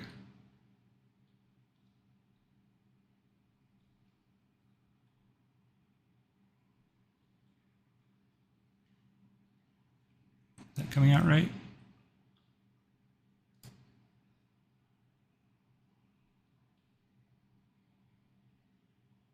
Kind of got like a little blue bar underneath it. How's that look?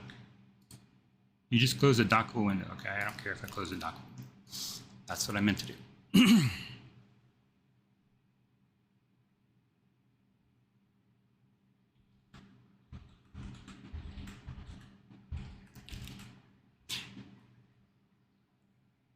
It's just standard, yeah. I don't know. I figure, you know, if people talk to me, I'm happy to say hello, and then want to lurk silently, I'll let them lurk. And if you want to subscribe or whatever, I can not subscribe. It's follow, I guess. If you want to follow. I'm not going to call people out for following. All right.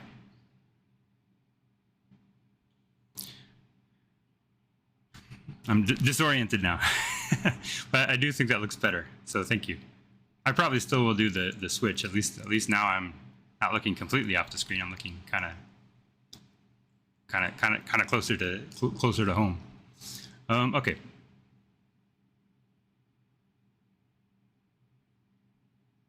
So what was I doing? I moved to previous slide, does not scroll correctly. Right.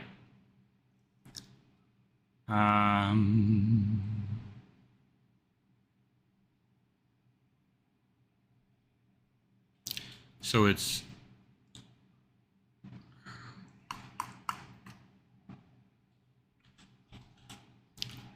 so if I do, so I'm pressing, that's 9 to go backwards. So if I go backwards with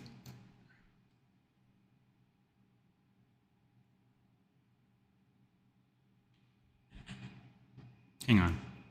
If I go backwards, it sets it to the top, but if I go forward, if I hit P to go back, so I've got two cursor commands. So if I move this cursor up 1, it should move to the previous slide. So rather than just staying at the top here, it actually goes back 1 slide. And now my cursor is at the bottom of this, but you can't see it scroll. Okay, so it's only the P key I want to change, or I think whatever the Vim equivalent of previous is.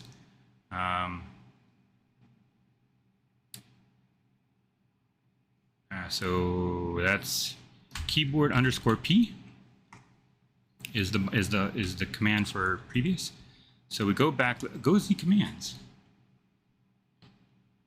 All right, so the logic is actually there. So this is actually go Z does not go Z in UI list does not scroll correctly. All right, so in that case, we go to list.ijs, which is in the, you still see this? Oh, you don't see this anymore.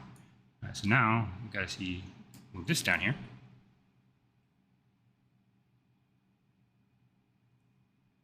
Yeah, okay. I get distracted, or I got confused because I looked at the stream and the stream is lagging by several seconds. So, okay, so yeah, if you go to JKVM, this is a keyboard, video, and mouse library for J, which is this weird language I'm using.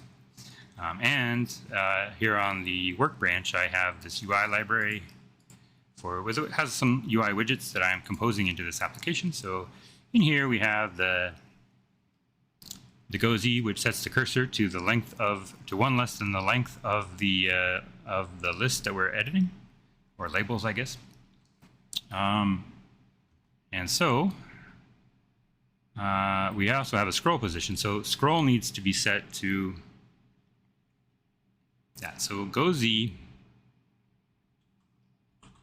meaning go to the end, needs to set the cursor position and then set the scroll position to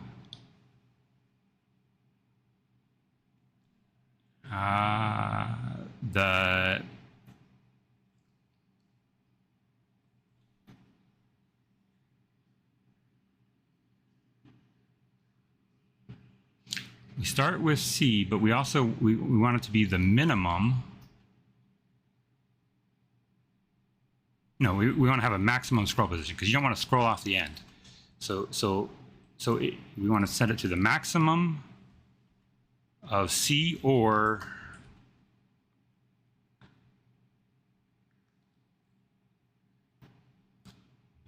not H, but the length of H, or the length of the list minus H. So if you've never seen J before, I did this little tilde. This swaps the arguments. So we're saying the length of the list minus H. If you wanted to say, J executes right to left, so there's no order of operations like in normal math. So you could say it in parentheses like that, or you could save a keystroke and do it like this. Save one of the parentheses. So this says we have basically pushing this onto the stack. So the L is the list that we are looking at, the length of that list, and then this says subtract 1, and then this assigns the cursor position C. This is assignment. This says max, so then we have an argument over here. So the max of C or this, and I think this is going to cause the scrolling to work right, so that when I press up there, it's going to take me. It's going to, you know, it's going to show me the last line with the cursor on it. So break this, reload, go forward, and hit P.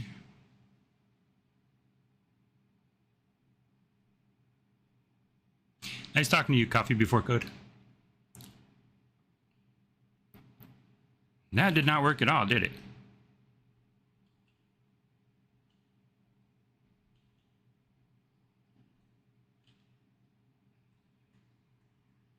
Oh, it did, but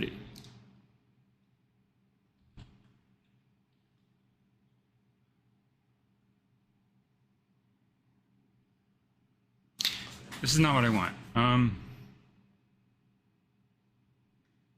I don't want the height. I want, what is it that I want?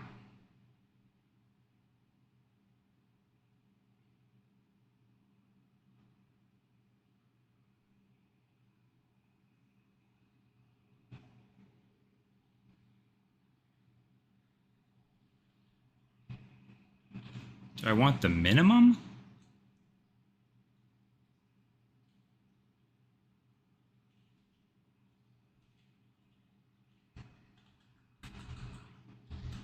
Yeah, I want the minimum, because this is always going to be greater. Wait, hang on.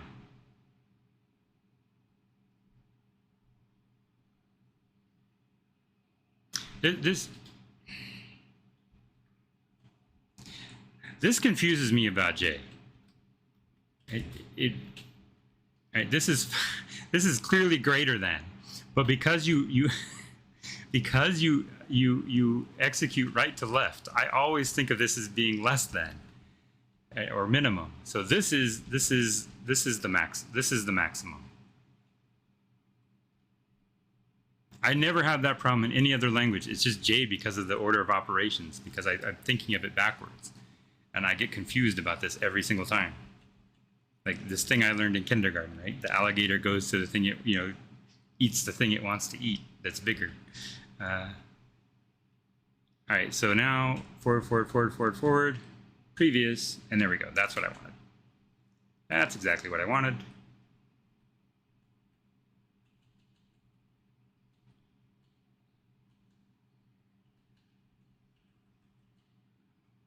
That's not what I wanted.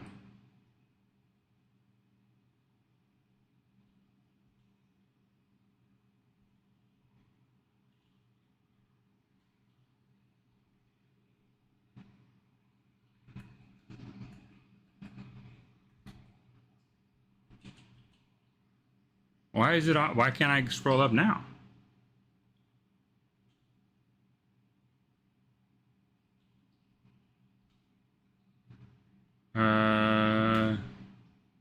Okay, so L of commands.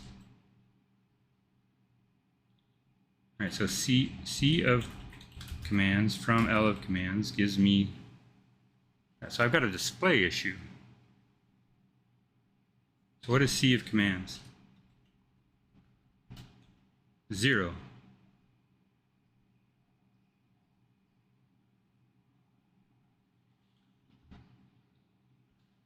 What is S of commands?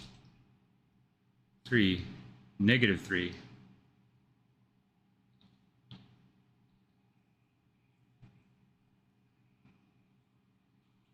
I think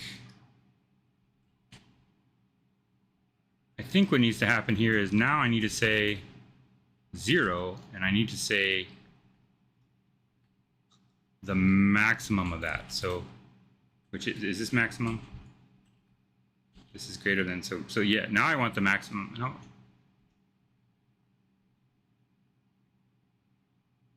Yeah, so yeah. Right, so I've got to trap the case where it scrolls that way. So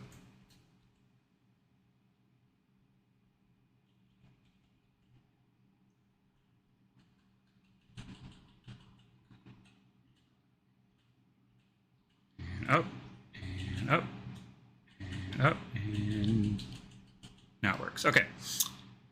All right, so we fixed scrolling behavior for that.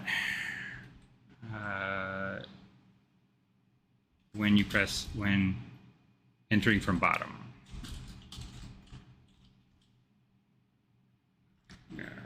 It's not scroll correctly. When entering from bottom.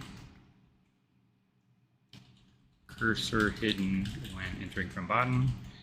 So that was fixed by adding bounds checking and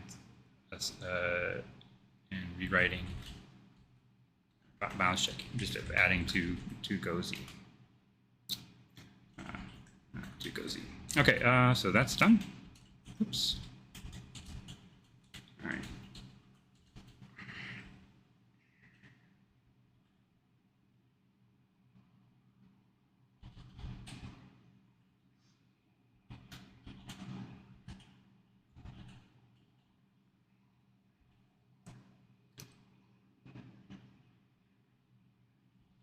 Let's check that in. All right, so GD of UI list. UI list. Fix scrolling. No, I'm slouching. Fix scrolling. Fix scroll position for GoZ. Okay. gdmje.ijs.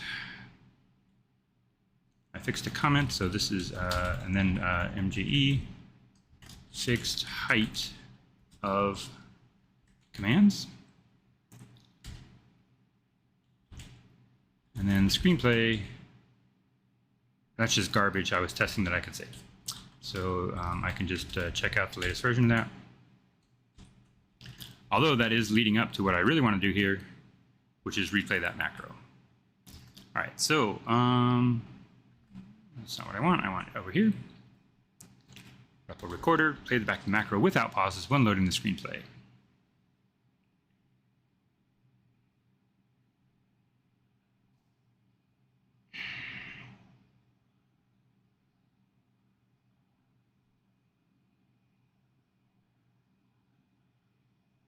Yeah, so this, I really should do that first, but let's just get the basic macro playing.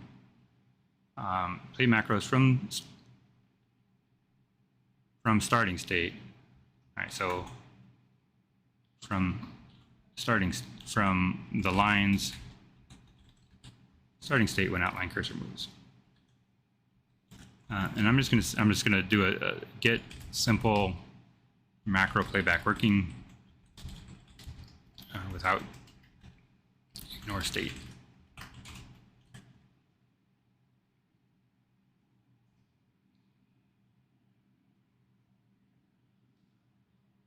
Ignoring state for now. Ignoring start state for now. Or using blank start state for now. Using empty start state for now.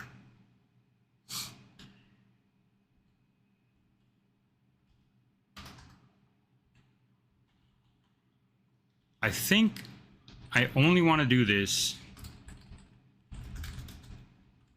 when moving forward.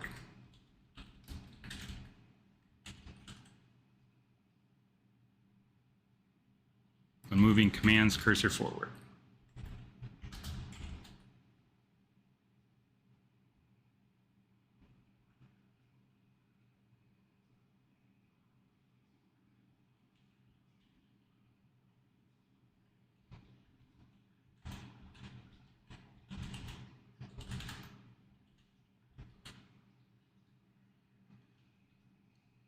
Using empty start state for now. Get simple macro playback working using empty start state for now.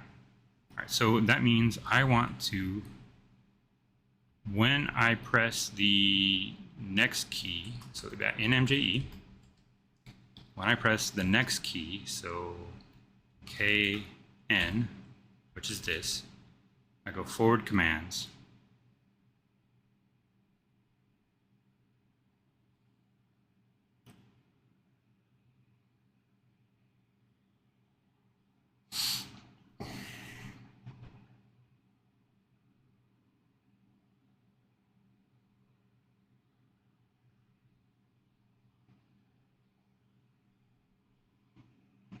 I don't need these, so this is actually going to happen.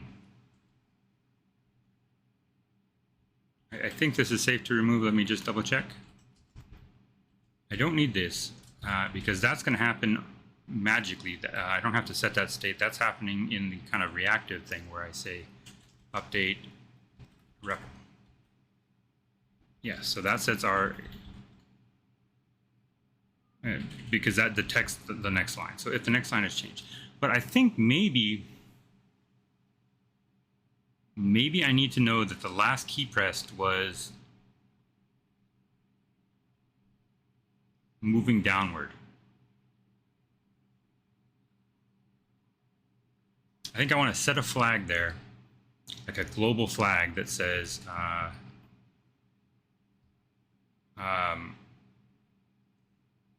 moved down is equal to 0. Be flagged for when we moved onto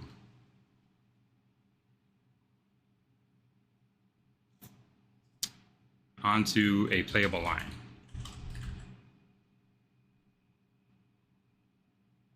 Hang on, no.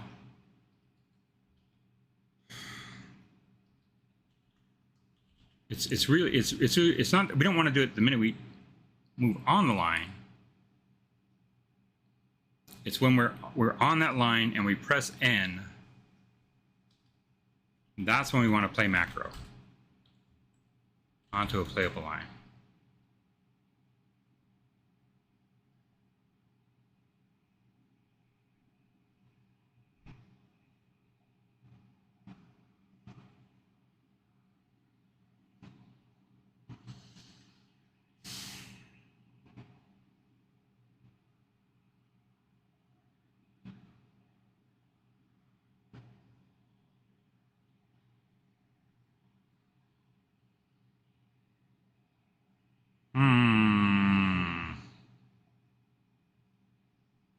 So we know that the macro is playing if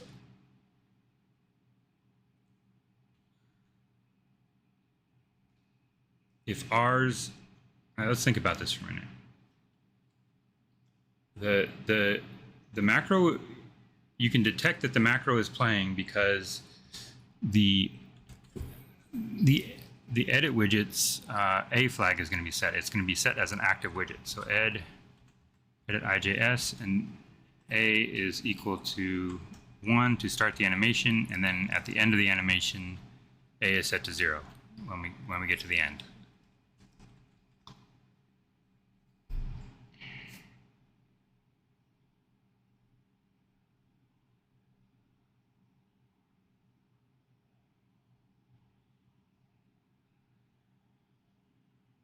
So in here we can say, I think there's two parts to it.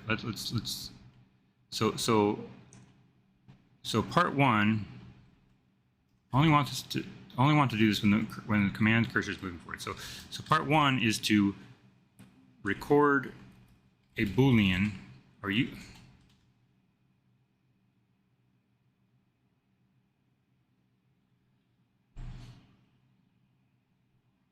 It's not when the cursor is moving forward. So play back when cursor is on macro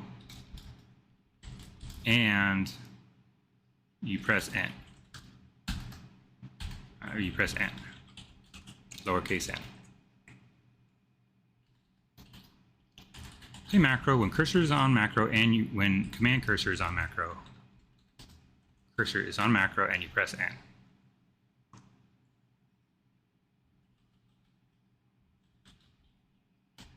This moves this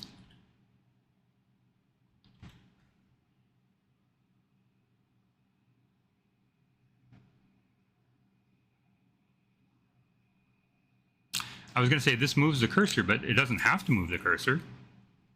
We could delay moving the cursor and then prevent you from pressing a key until the macro finishes playing. Right? Sure, why not?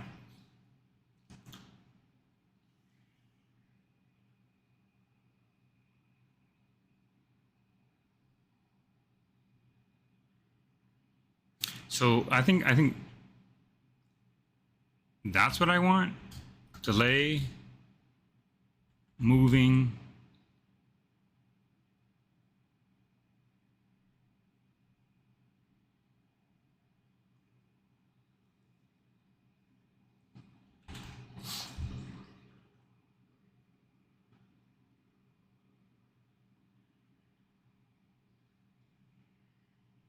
I don't want to like stop the keyboard, right? I do not want to just completely stop the keyboard handling every time the you press N.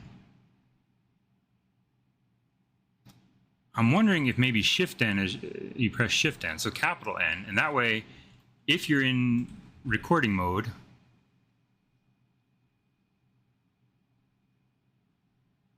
you could toggle caps lock, and then N will play, and you're in play mode.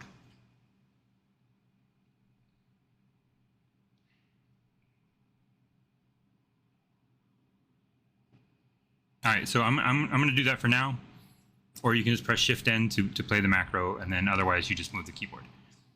So if that's the case,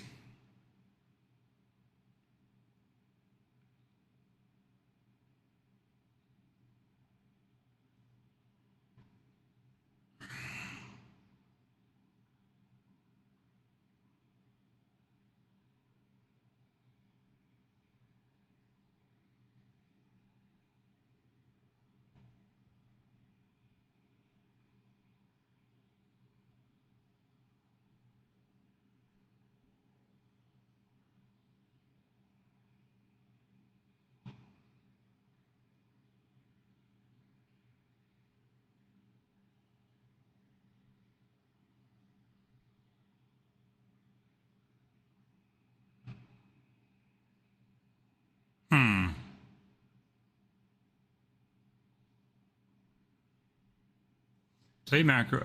If that's the case, I don't really have to advance the cursor. I could just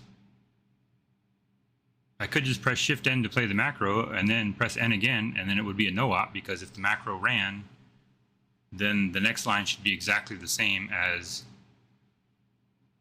the line that actually shows the text and sets the REPL should be exactly the state that the REPL is already in, because the macro is what puts you into that state. So I think there's no like I don't have to move the I don't think I have to move the cursor at all. I don't think I have to make that coupled. I think just pressing Shift N is significant is enough that I can say, okay, so out keys, in out keys, oops.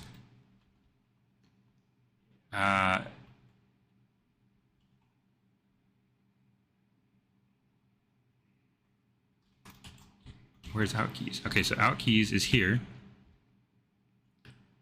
And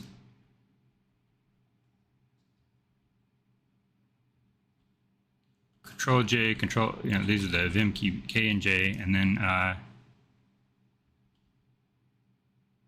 oh, look at that. I already have Shift N.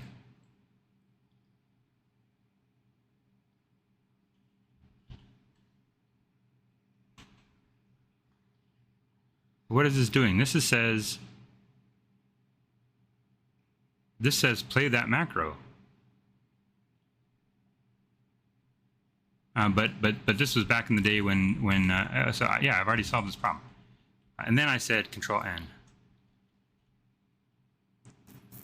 All right, just run what KN does.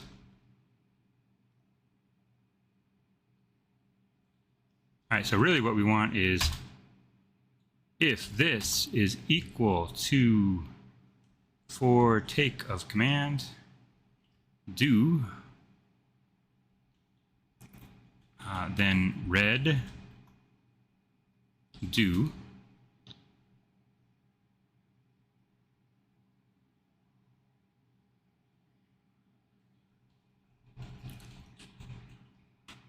for drop of command.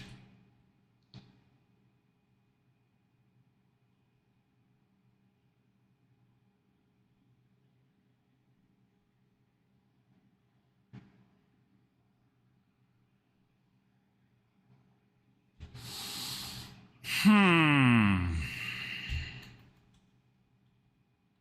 actually, since this is a box, then we can just say not equal here. We don't need two separate things. Okay, I think this works. I think this is just going to work. All right, so Control C, reload. Okay, so now Shift O to give me a blank line. I'm going to say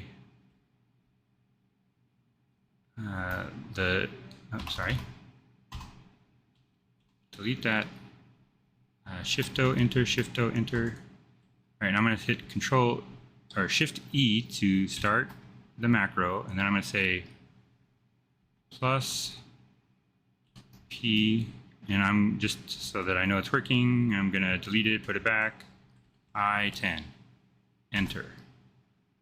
There it goes. I'm going to press Shift N.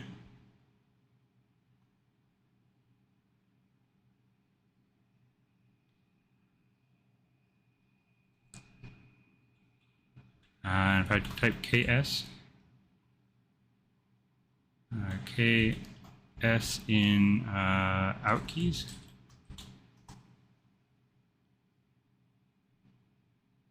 KCS in out keys, KCS. Yeah, okay. So KCS allows me to save that work. So I run that, and now when I reload it, I've saved my macro. I just manually invoked the key that the verb that's bound to the Control C or Control S. And now play macro when command cursor is on and you press N. So that should work, except I'm using the wrong. It's not red do. Oh, it's do red. It's do red. Yes. Okay. So now Shift reload. Shift N.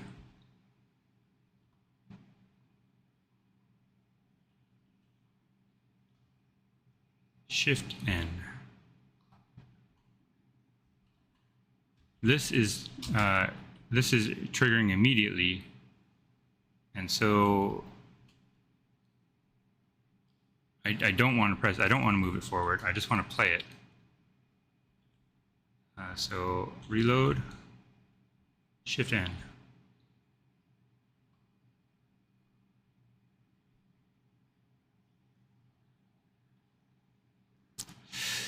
Okay. All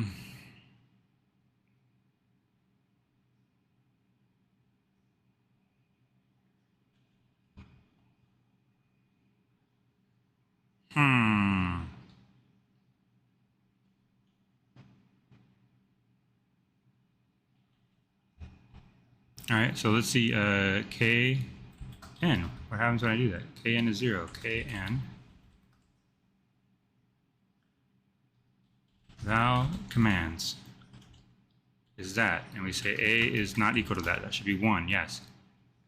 And we say command is equal to that.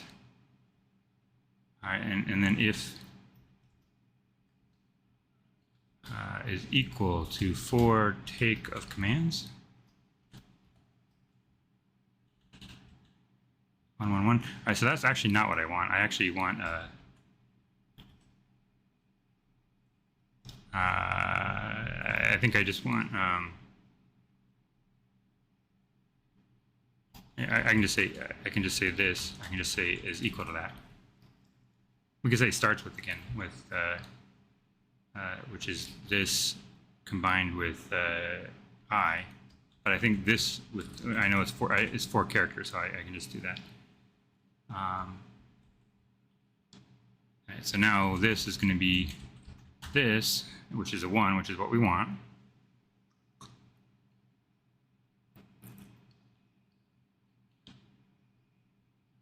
And then do red, and then, so then for take of command is the actual macro, and then do red is run the macro. So start the timer, set the macro,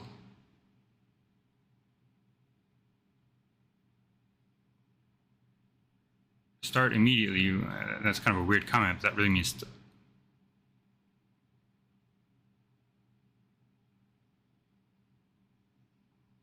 I don't know what that means. I don't know what next is for.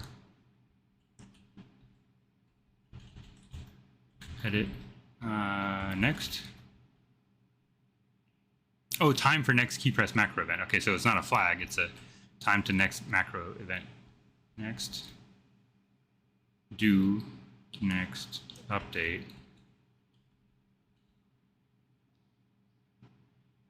Oh, okay, and then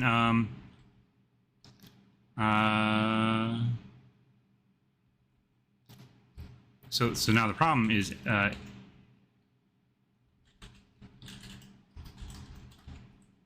update red, update REPL. Right, so if A of ed.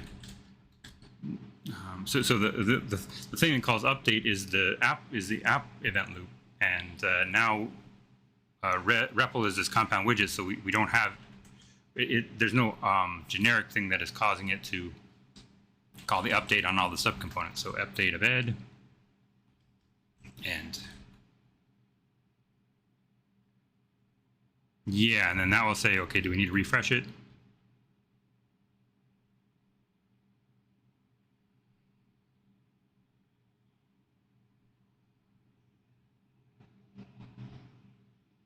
And it is going to redraw the whole history, so on every tick. So it's going to be a little bit slow because redrawing the history involves setting the involves parsing all the whatever escape codes are in there, and so that's a little bit slow. And we could do some caching or buffering there, but I think that this is going to work. All right, so reload, and now Shift N. Did nothing.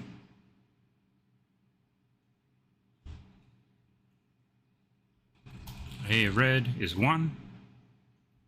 I of red, but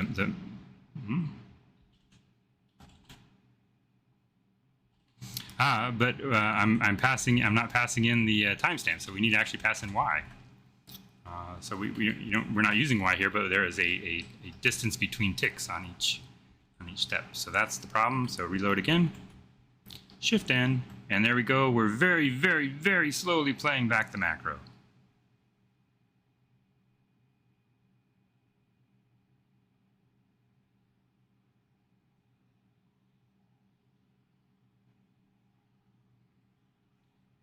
So that works, but now our problem is that macro playback is trouble.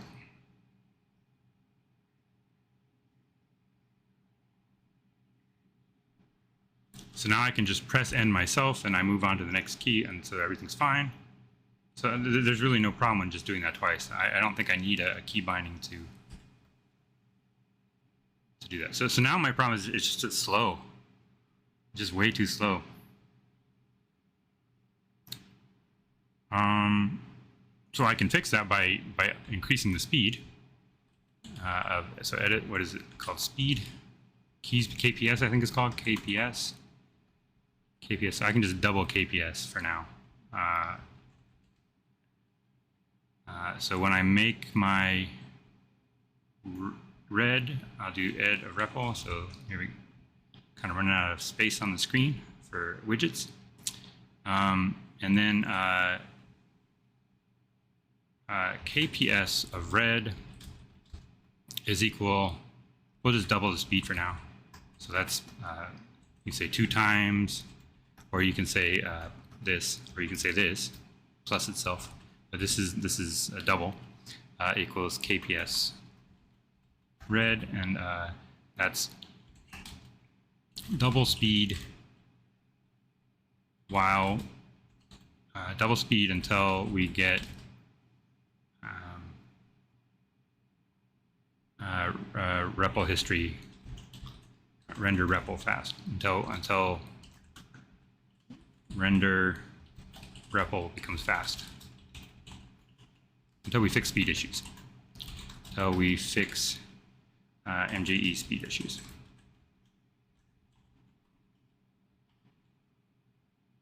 How about JPRES? I think I should rename this file. Like maybe this is about time. All right, so now that I've doubled the speed, let's try it one more time. Shift N. It's still slow. And I think we're actually probably running it as fast as it can there. So I think that actually did not work. I think that actually did not help us one bit. Maybe it made it slightly faster, but I don't think so.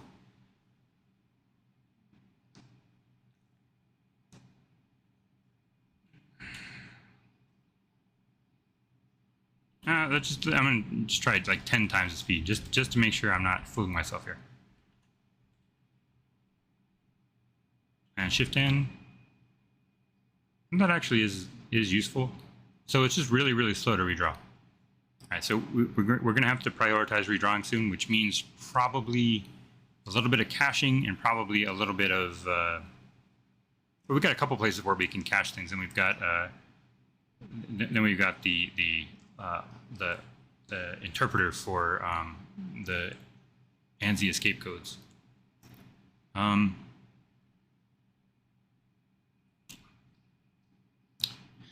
Okay. And you press send. So I think this is done.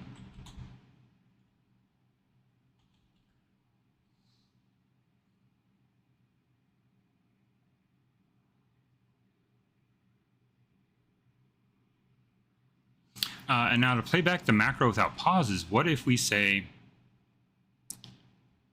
well, hang on, what does it mean to play back the macro?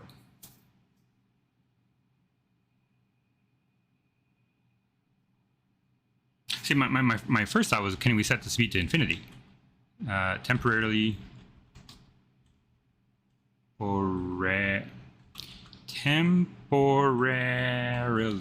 set. Is that even the right word? How you spell it? I don't even have Hunspell installed. Sudo apt install Hunspell.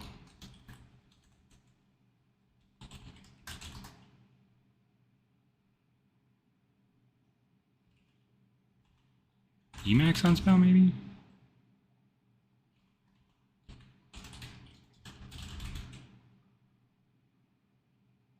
Nah. Yeah, so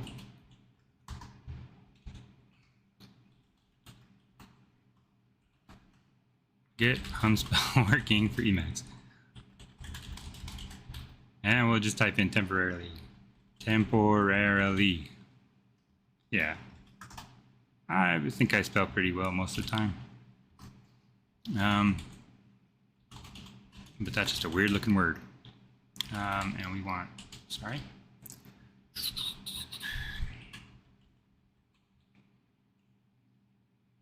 Where am I doing this? Hunspell working for Emacs. Temporarily set.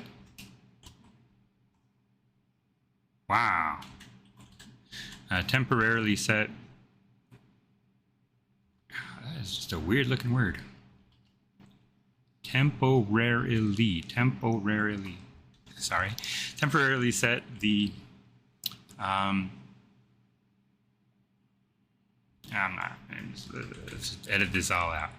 Temporarily set the.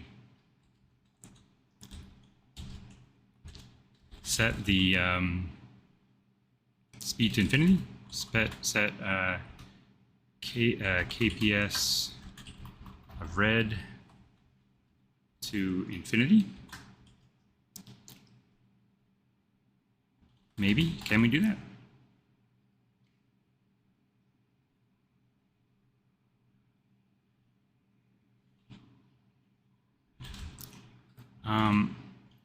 So we actually do need. We actually will need an editor object. Actually will need an editor object.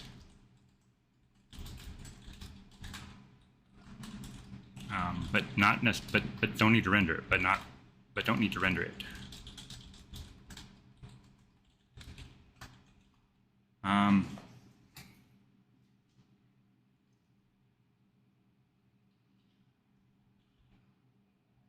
Or in edit. Do we have like a step verb? Like what is the update. Oh, we just so we could just call update over and over again.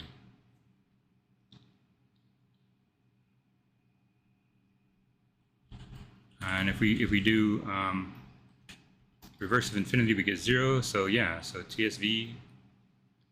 So we'd have to set TSV to 0.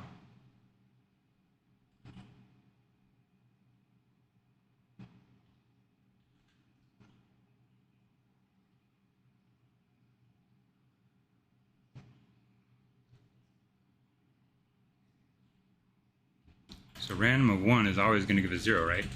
Yeah. Right, so we set TSV to 1 so that we turn off randomness. Set TSV of red to 0 to turn off randomness. Temporarily set to that and temporarily set TSV of red to 0. Oh, that's weird. Okay. Set TSV of red to underscore for infinite speed. Turn off randomness.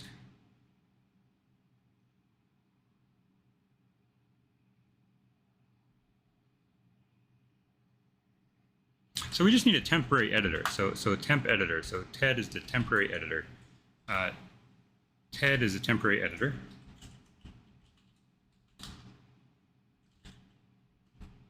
Object. No need to render. And we're going to set, we don't even need that word, set KPS of TED, and we need to set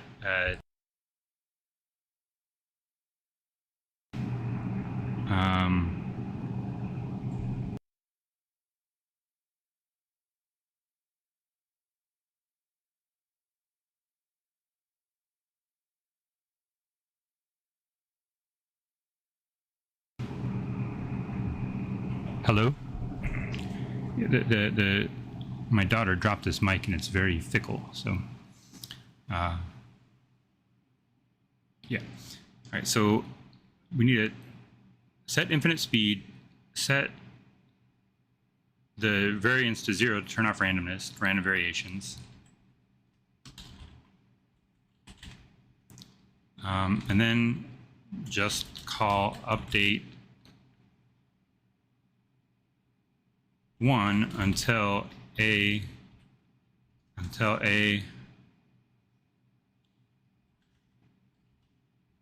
of TED is 0.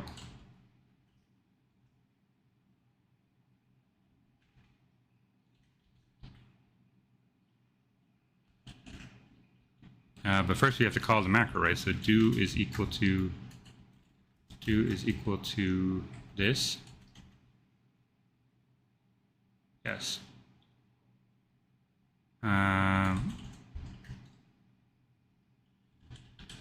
So we call do TED with the macro.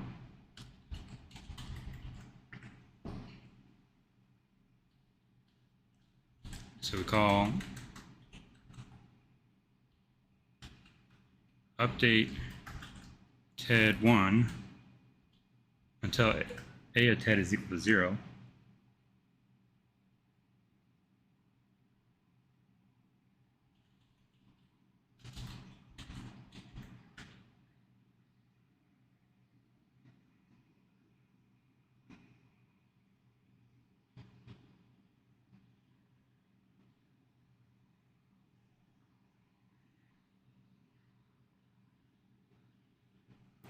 And then starting state is, or not starting state, but ending state is P of TED.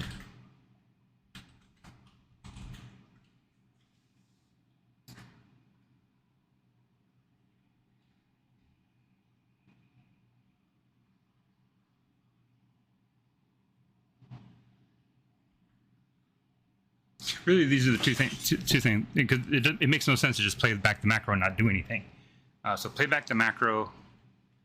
So playback macro, playback macro without pausing when loading, and store state, store ending states.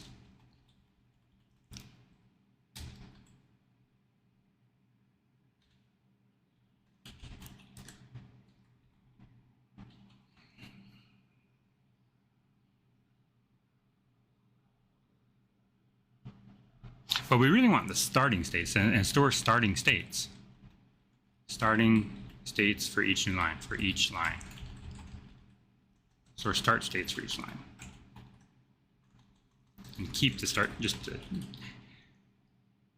play macros when loading, play macros without pauses when loading, and keep start states for each line.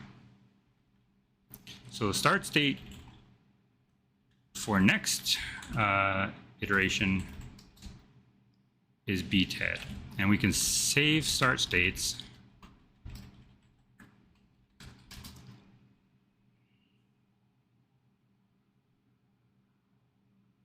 So earlier we showed that OLW and the index use lines that start with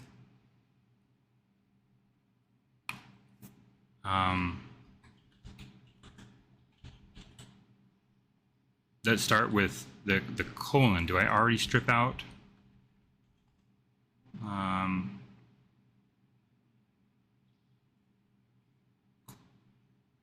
Do I already strip out? This is an open, right? So open is equal to, do I already strip out? Come on, that's not an edit, it's an, wow. All right, so not in here, but in MJE open. Open.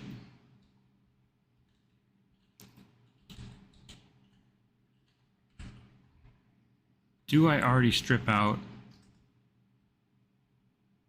this? So no, we even do this even if it's here.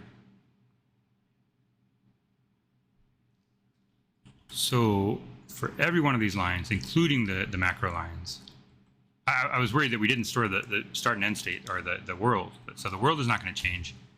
So let's see.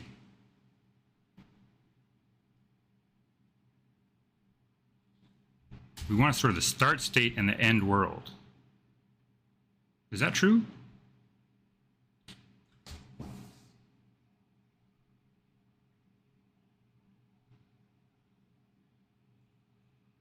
Yeah, because the world itself already stores like the start and end states of the length of the history. So the world already stores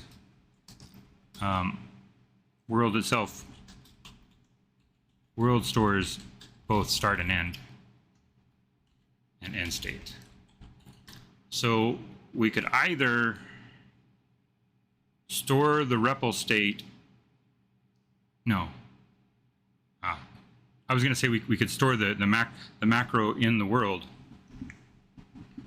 or even the starting state in the world. Yeah, store the starting state in the world, but we can't because there are more lines with macros, because we can split the macro into multiple lines to execute it in pieces with fine control. So there are more macro lines than there are worlds. The world only increments when we don't have a macro. When we do have a macro, we do this. So what we need here is we need to have this ed thing. So this is a temporary thing. I'm gonna call it TED for temporary editor, temp editor, or scratch editor. I was using TED for token editor, so I'm gonna just call it SED, scratch editor. And we're just gonna do this. So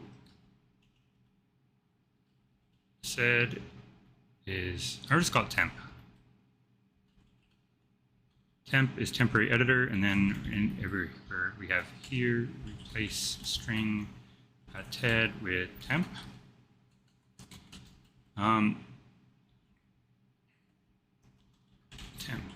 Temp editor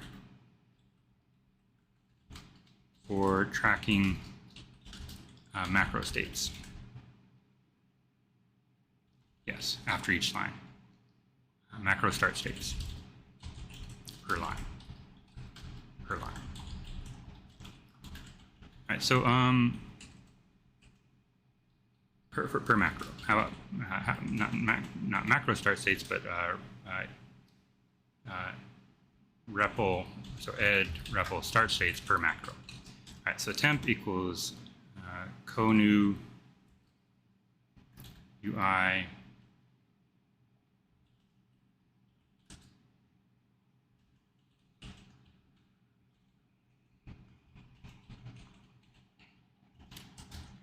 UI edit widget, and then for tracking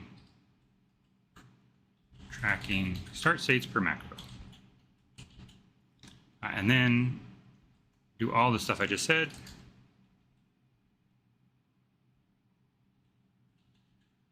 So KPS of temp is equal to infinity, and TSV of temp is equal to 0. No, thank you. I don't want to become famous. For infinite speed. So NB, infinite speed, no randomness,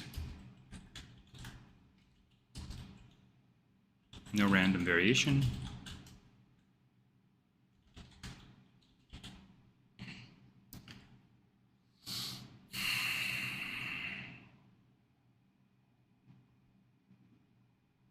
And so now, as we go along, do temp for drop of line. No, we've already dropped it, so we just have line. Do temp of line, execute macro.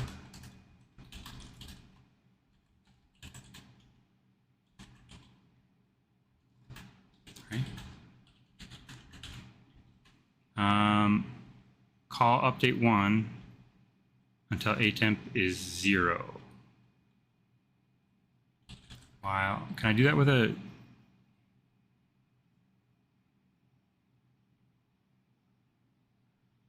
I don't think I can do that. I guess I could put one of these in there to check the.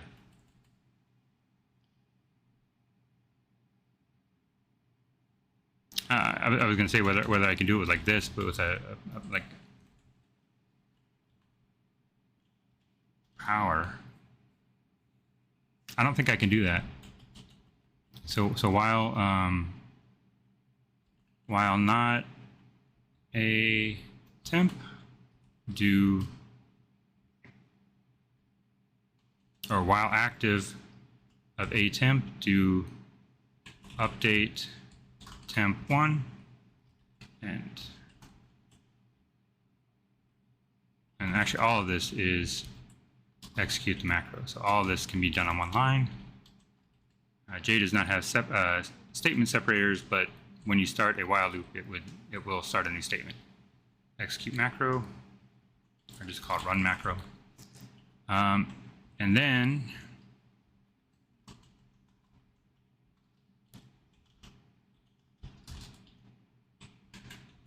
so now whatever the world is,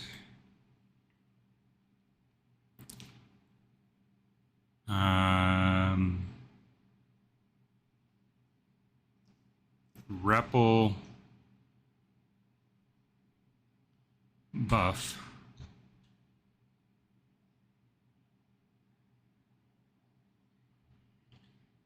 REPL buffer just REPL start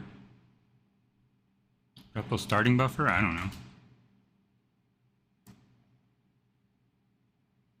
Well, if I'm doing an outline world, let's call it outline input, or outline, yeah, input. So MB state of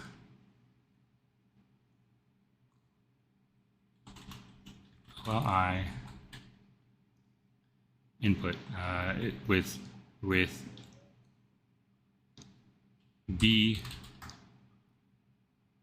of temp. So this is going to be state of each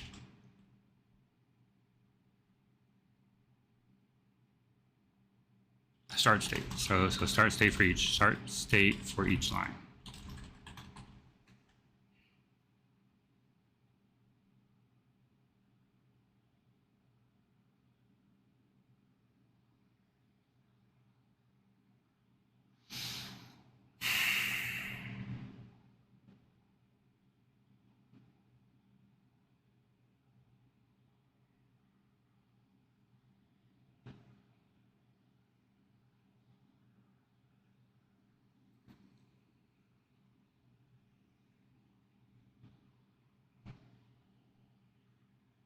So I think now the trick is that,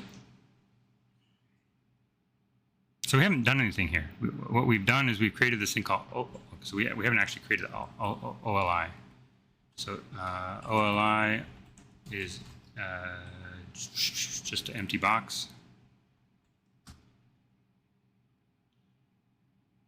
No, we want a box with an empty string in it. Input states, and they all use this index. Also uses index. So starting input states. So if I run this, it shouldn't do anything on screen, but it should create this OLI object. So outline inputs. Input states. Okay. So reload. Now OLI.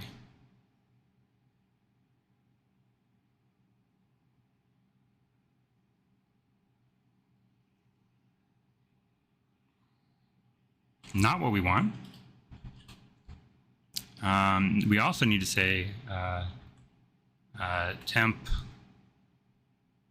exercise and colorize input. Yeah, executed colorize input. And then also the buffer of temp, or no, we could say set val of temp. Ooh. We also need the cursor position. So OLC is equal to 0, and then so NB cursor positions.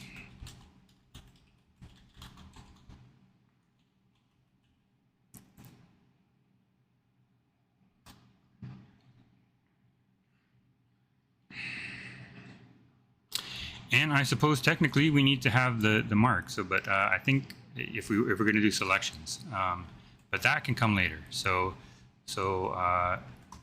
to track the mark selection, because we don't even have selections working. So, but as on each line as we load,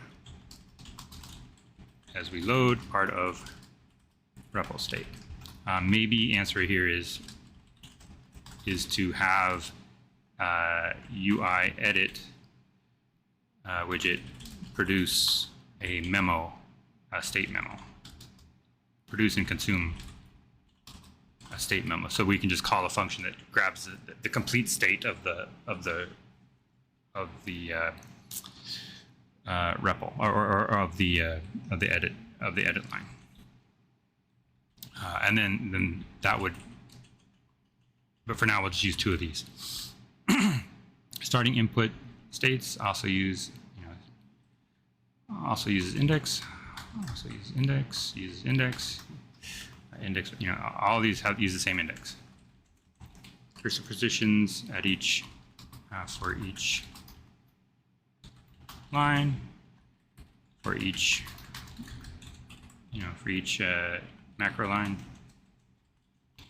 And so now we need to save OLI. We need to save OLC for the cursor position. Cursor for each line.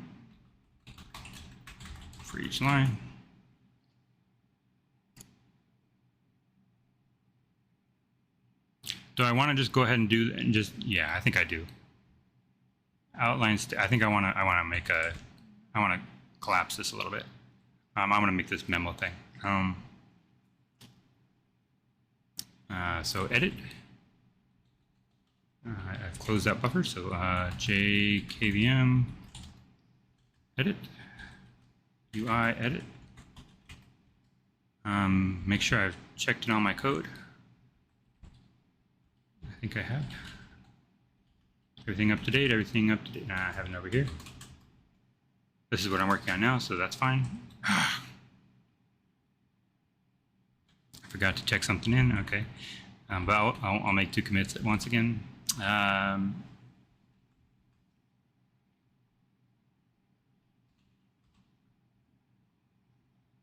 Or I could pick the lines I want. So what I want to do here, I want to say just get state and set state.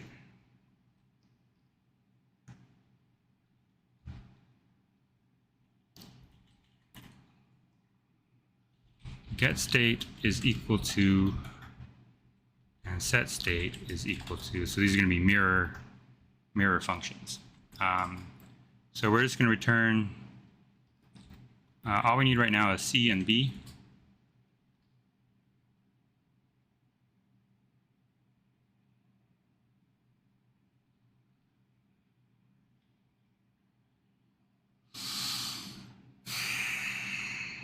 Do we need to track the mode?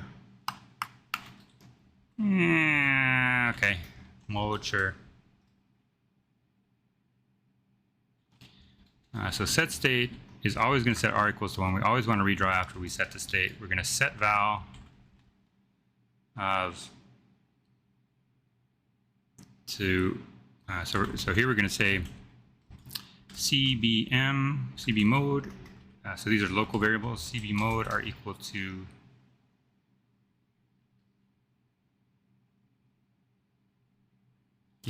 are equal to y. So we're passing the result of this. So we're stashing this somewhere, and then we're going to take it apart when we send it back. So CB mode is equal to y.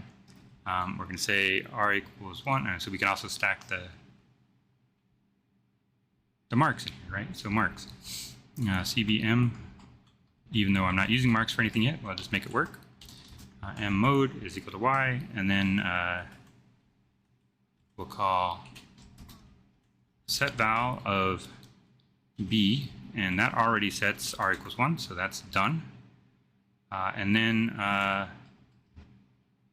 C is equal to C, B is already done, M is equal to M, is equal to lowercase m, C is equal to lowercase c. So these are setting the actual values based on thing, and then mode is set to mode. And then we don't need any of this to come back to us. That's called the memo pattern in object-oriented design. Temp used when appending a value.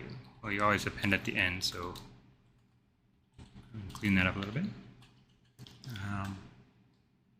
In KPS. And no, in seconds stroke key. This editor window is a little smaller than I normally use when I'm not, or I guess now this is the new normal, but it's smaller than what I used to use, and so what I'm used to when I'm on my own time and not filming things. Okay, and so this is, I think this is good. So we have a set state, so we've done this. So I just went ahead and did this, and let's go ahead and put it up here. All right, so we'll move that, so that's part of what we've done. And then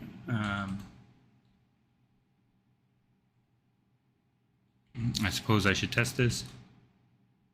So JMJE. So we can say we have red as an editor, and we can say get state of red. Get state with 2 underscores of red. And that gives us what we want. And then set state of red, syntax of error.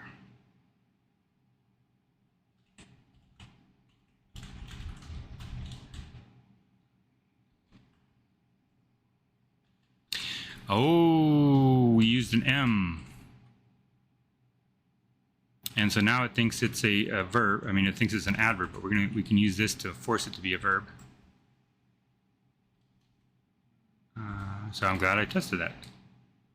Set state of red.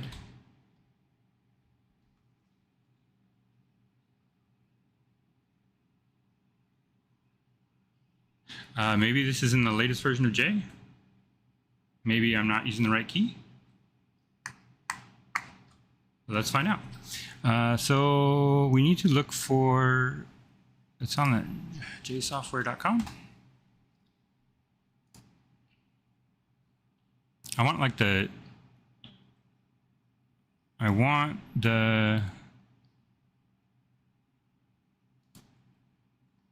maybe I was just looking at it. Maybe the recent changes, release notes, J902.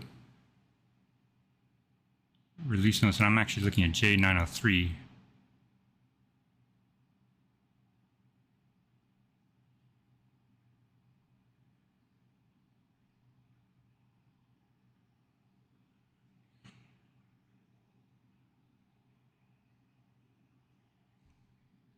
Something about explicit.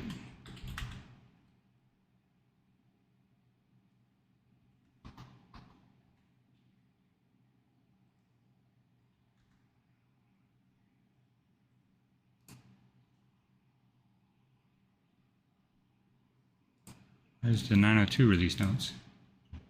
Explicit.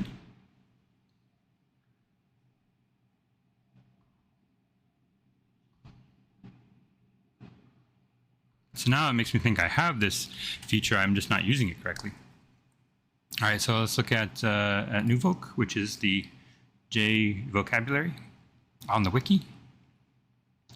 The old voc was, the old vocabulary is maintained by a single editor, and it was not on the wiki. So here we have direct definition.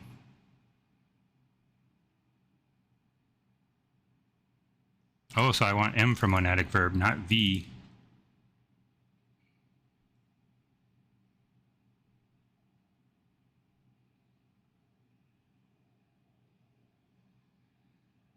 So a V actually would work. I have it backwards, so it's like that. Okay, so one more time. And then set state, that worked. So set state of red is now a verb, which is 3 colon, which is exactly what I want. Okay.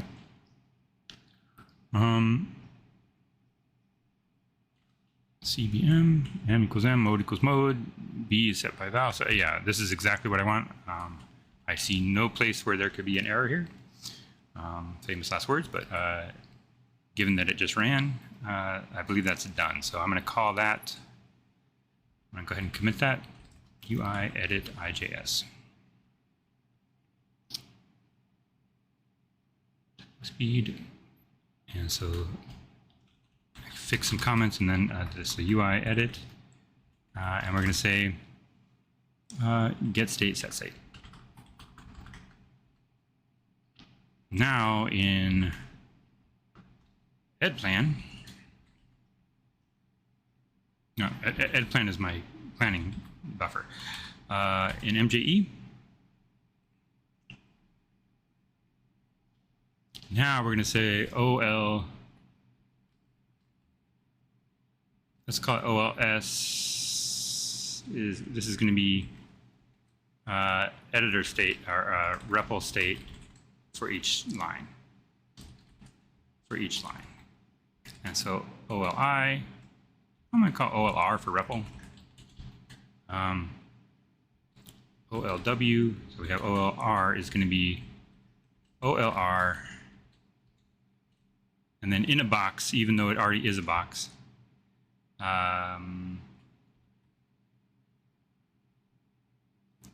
So first we're going to do this, and we're going to say get state of temp, put it in a box, and make that box and then put a list around that box. So that's exactly what I want.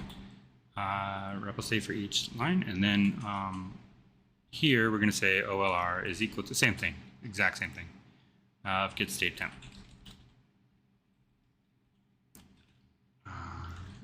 REPL state for each line.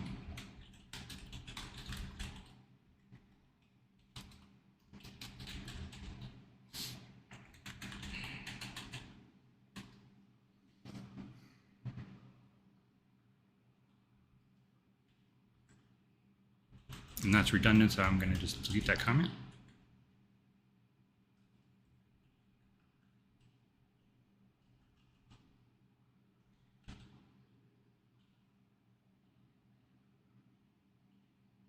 But we want the start state, so store at start of line.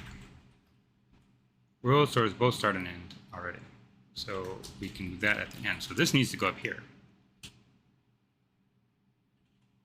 This line, it doesn't matter where it goes because it doesn't have anything to do with state. But this has to go, the world stores both start and end state. So we store after both start and end state. Yeah. So this should all be correct. It should so far not do anything except build that data structure. So it should build this, what is now called OLR, JMJE. And so OLR should be, but now it's going to be a much more complicated thing.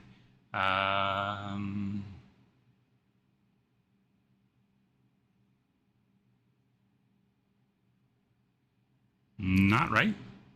Still not correct. And that's because we did not set it to set val temp. Yeah, so set val temp is going to be equal to line. We're going to set the value to the line, set the cursor at the top. So on the lines where we have just a colon, then this is actually input line. So, and then so we're always going to do, so if it starts with this at all, we're always going to make an index. We're always going to add the start state, store REPL start state.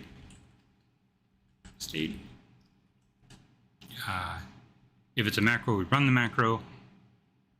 Otherwise, we just explicitly set the value.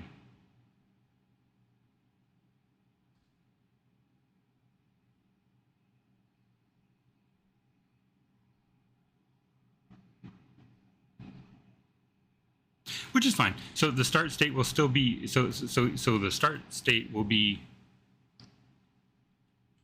it'll lag behind by one line, which is fine because we're not, we only really need this when we're playing the macro. We already have the case where we just set the value when it's a flat line. But also, if it's one of these lines, then it should have been preceded by a macro, and so this should be exactly the same as the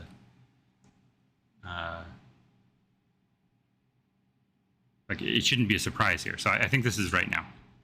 All right, so now we're going to reload and then break and then OLR, and we should see all of these lines, all of the input lines should be in here now. Yes, and so if we turn that sideways, we can see that. So what is this? That's the cursor position for each one? Yeah, so the cursor position, the text, the mark, which we don't use yet, but is going to be an important part of the state once we get selections working, and then the mode, which is the insert state of the macro. So all that is working. We are recording all that. Now what do we do with it? We keep the start states for each line, so we've done this. This is working. Save the start states in OLR. So now, from the line starting state, when the cursor moves, when outline cursor moves, from this line starting state, when N is pressed. So now we have the simple macro. This is the second part of that, which is to set the starting state. So first, let's check this in. So this is, we can push it. And here, all right, I'm gonna, so I'm gonna pause for a second and I'm gonna do git commit right. So I haven't done this in a long time. So let's pull up the docs on So git commit patch, right? Interactive staging, git add dash I. Okay, so git add dash I of MJE. And I don't know if you guys know that Git can do this. This is a fun feature of Git. So we need to see the status. What now? I think so. Diff 6. What?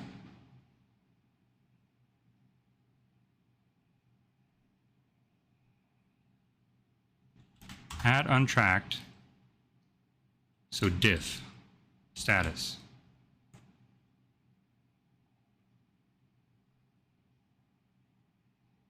Patch? Yes, okay. Patch update. 1. Stage this hunk. This is a weird UI. No, so what I want to say is no, I don't want to stage this chunk, this hunk of the diff.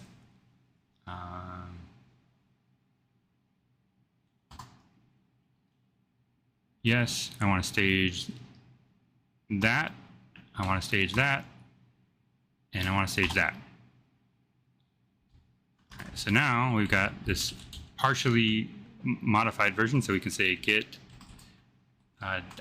diff of MJE, and we'll show you only the things I've changed since I've added it, or except so that. So that's I've isolated this change now. And then MJE IJS, and then if we want to show, I think it's called cached, we can see what's actually about to be committed. So now in this case, when you commit, you don't want to give it the file name where it'll commit everything. So git commit -m. And so what have we done? MJE play macro on N key. Play current macro on N key. So we got that working again after updates to the. So we get that working again. All right, so now we can say git diff of MJE, and now we can say MJE. This is the new thing which I just did, which is record REPL state for each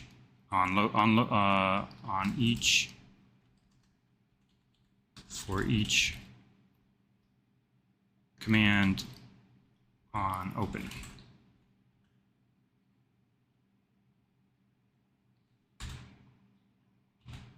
All right.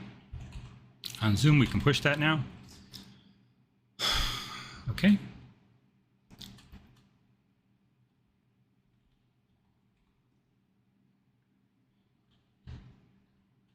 Oh, well, this is not done. Play macros from the line starting state. So now when N is pressed, so KN, capital N,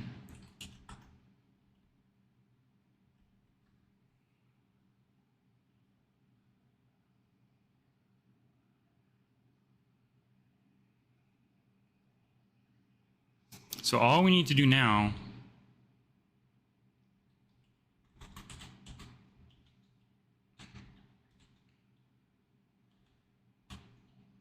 is we need to restore the state. So I need a macro that illustrates the problem. Maybe I should have done this a little while ago. But screenplay org. So read it from disk. Yes. So we've got our. Have I saved that file?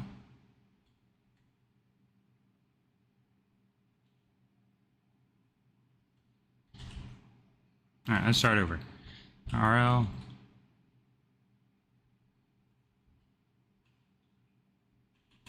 Oh, JDemo, sorry. So JDemo, so right here, so I'm gonna say right after all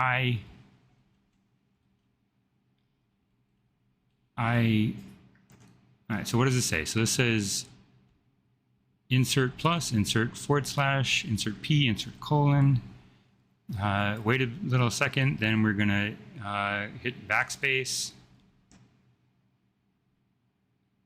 go back 2 lines, hit X,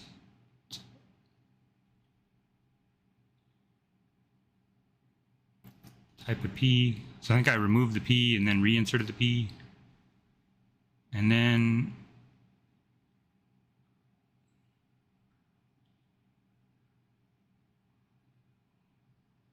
does that play back correctly? I can't see. It's not, I don't have enough room. But Shift N, back, I1, I10.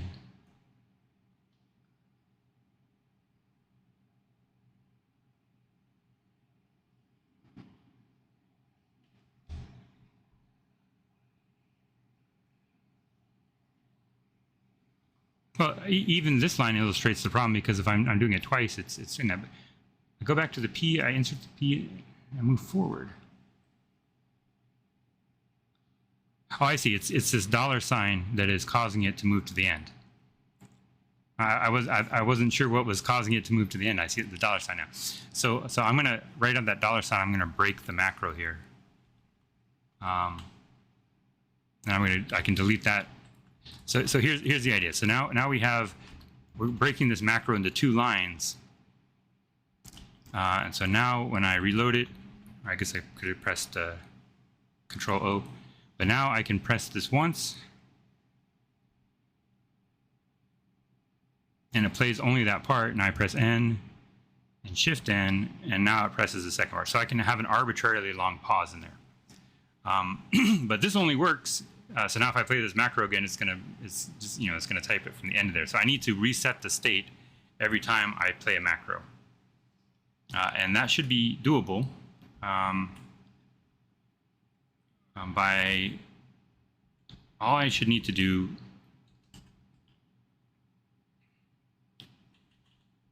is get the current index. So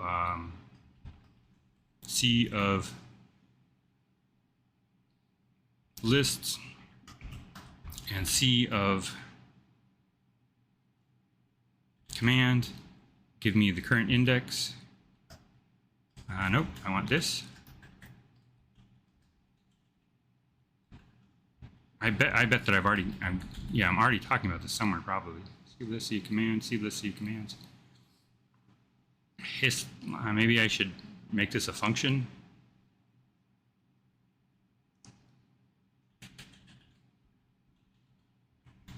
CMD IX command index is equal to this CMD index. What is CMD IX? CMD IX. So we're going to reuse this little chunk of code here.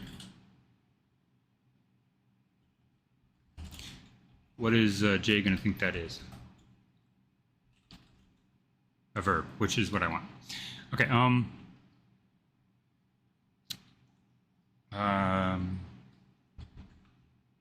But we need to call this.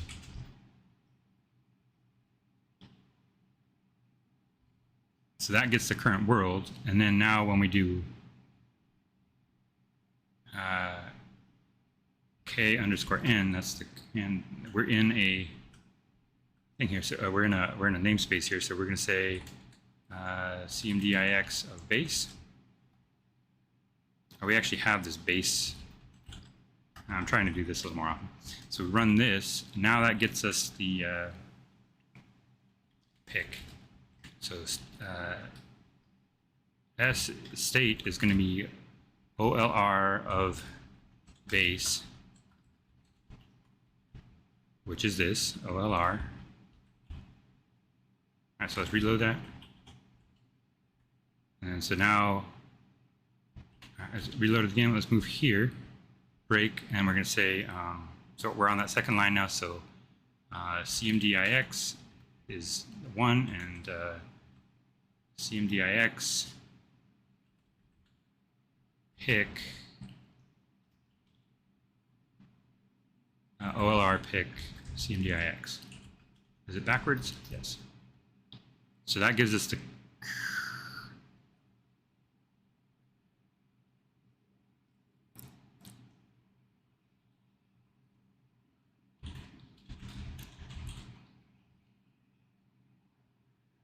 that's what I think it should be.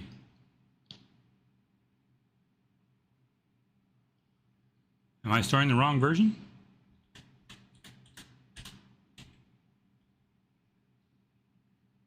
So if I'm on this line, it should have already, yeah, so it's broken. All right, but it's broken because it's backwards. So that, so it's like this. And then set state of red to that S. So we can just, we don't need a template for that.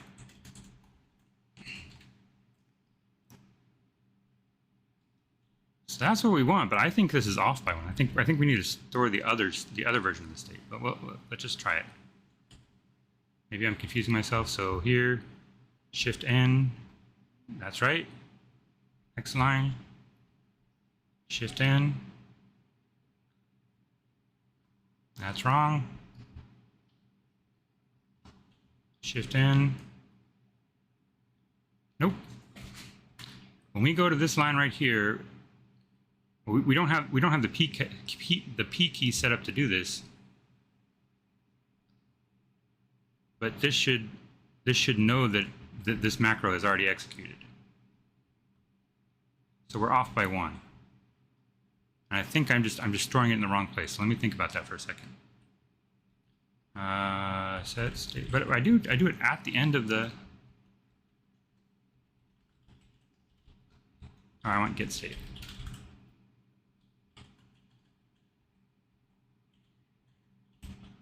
Maybe I shouldn't have this initial.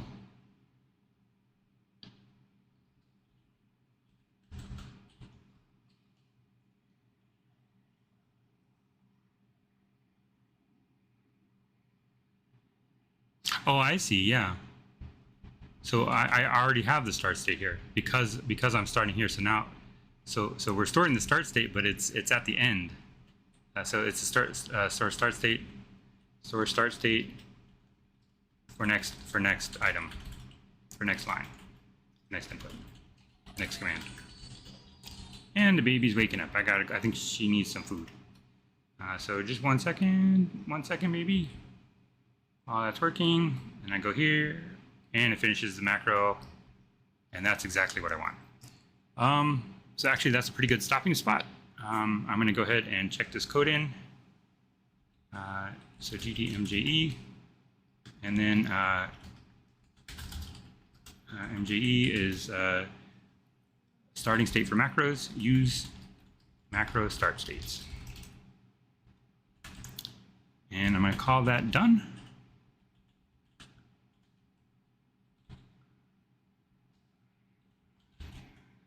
And then these are some little inputs that I think will make it a lot easier to do interaction with this REPL in the future, and just kind of user interface stuff. We can get by without it. It's a little messy. Oh, but one thing that is absolutely missing is that we need to when we need to actually run the command and show the output in the REPL, in the REPL, because that does not happen yet. So that's probably the most important thing that has to be done.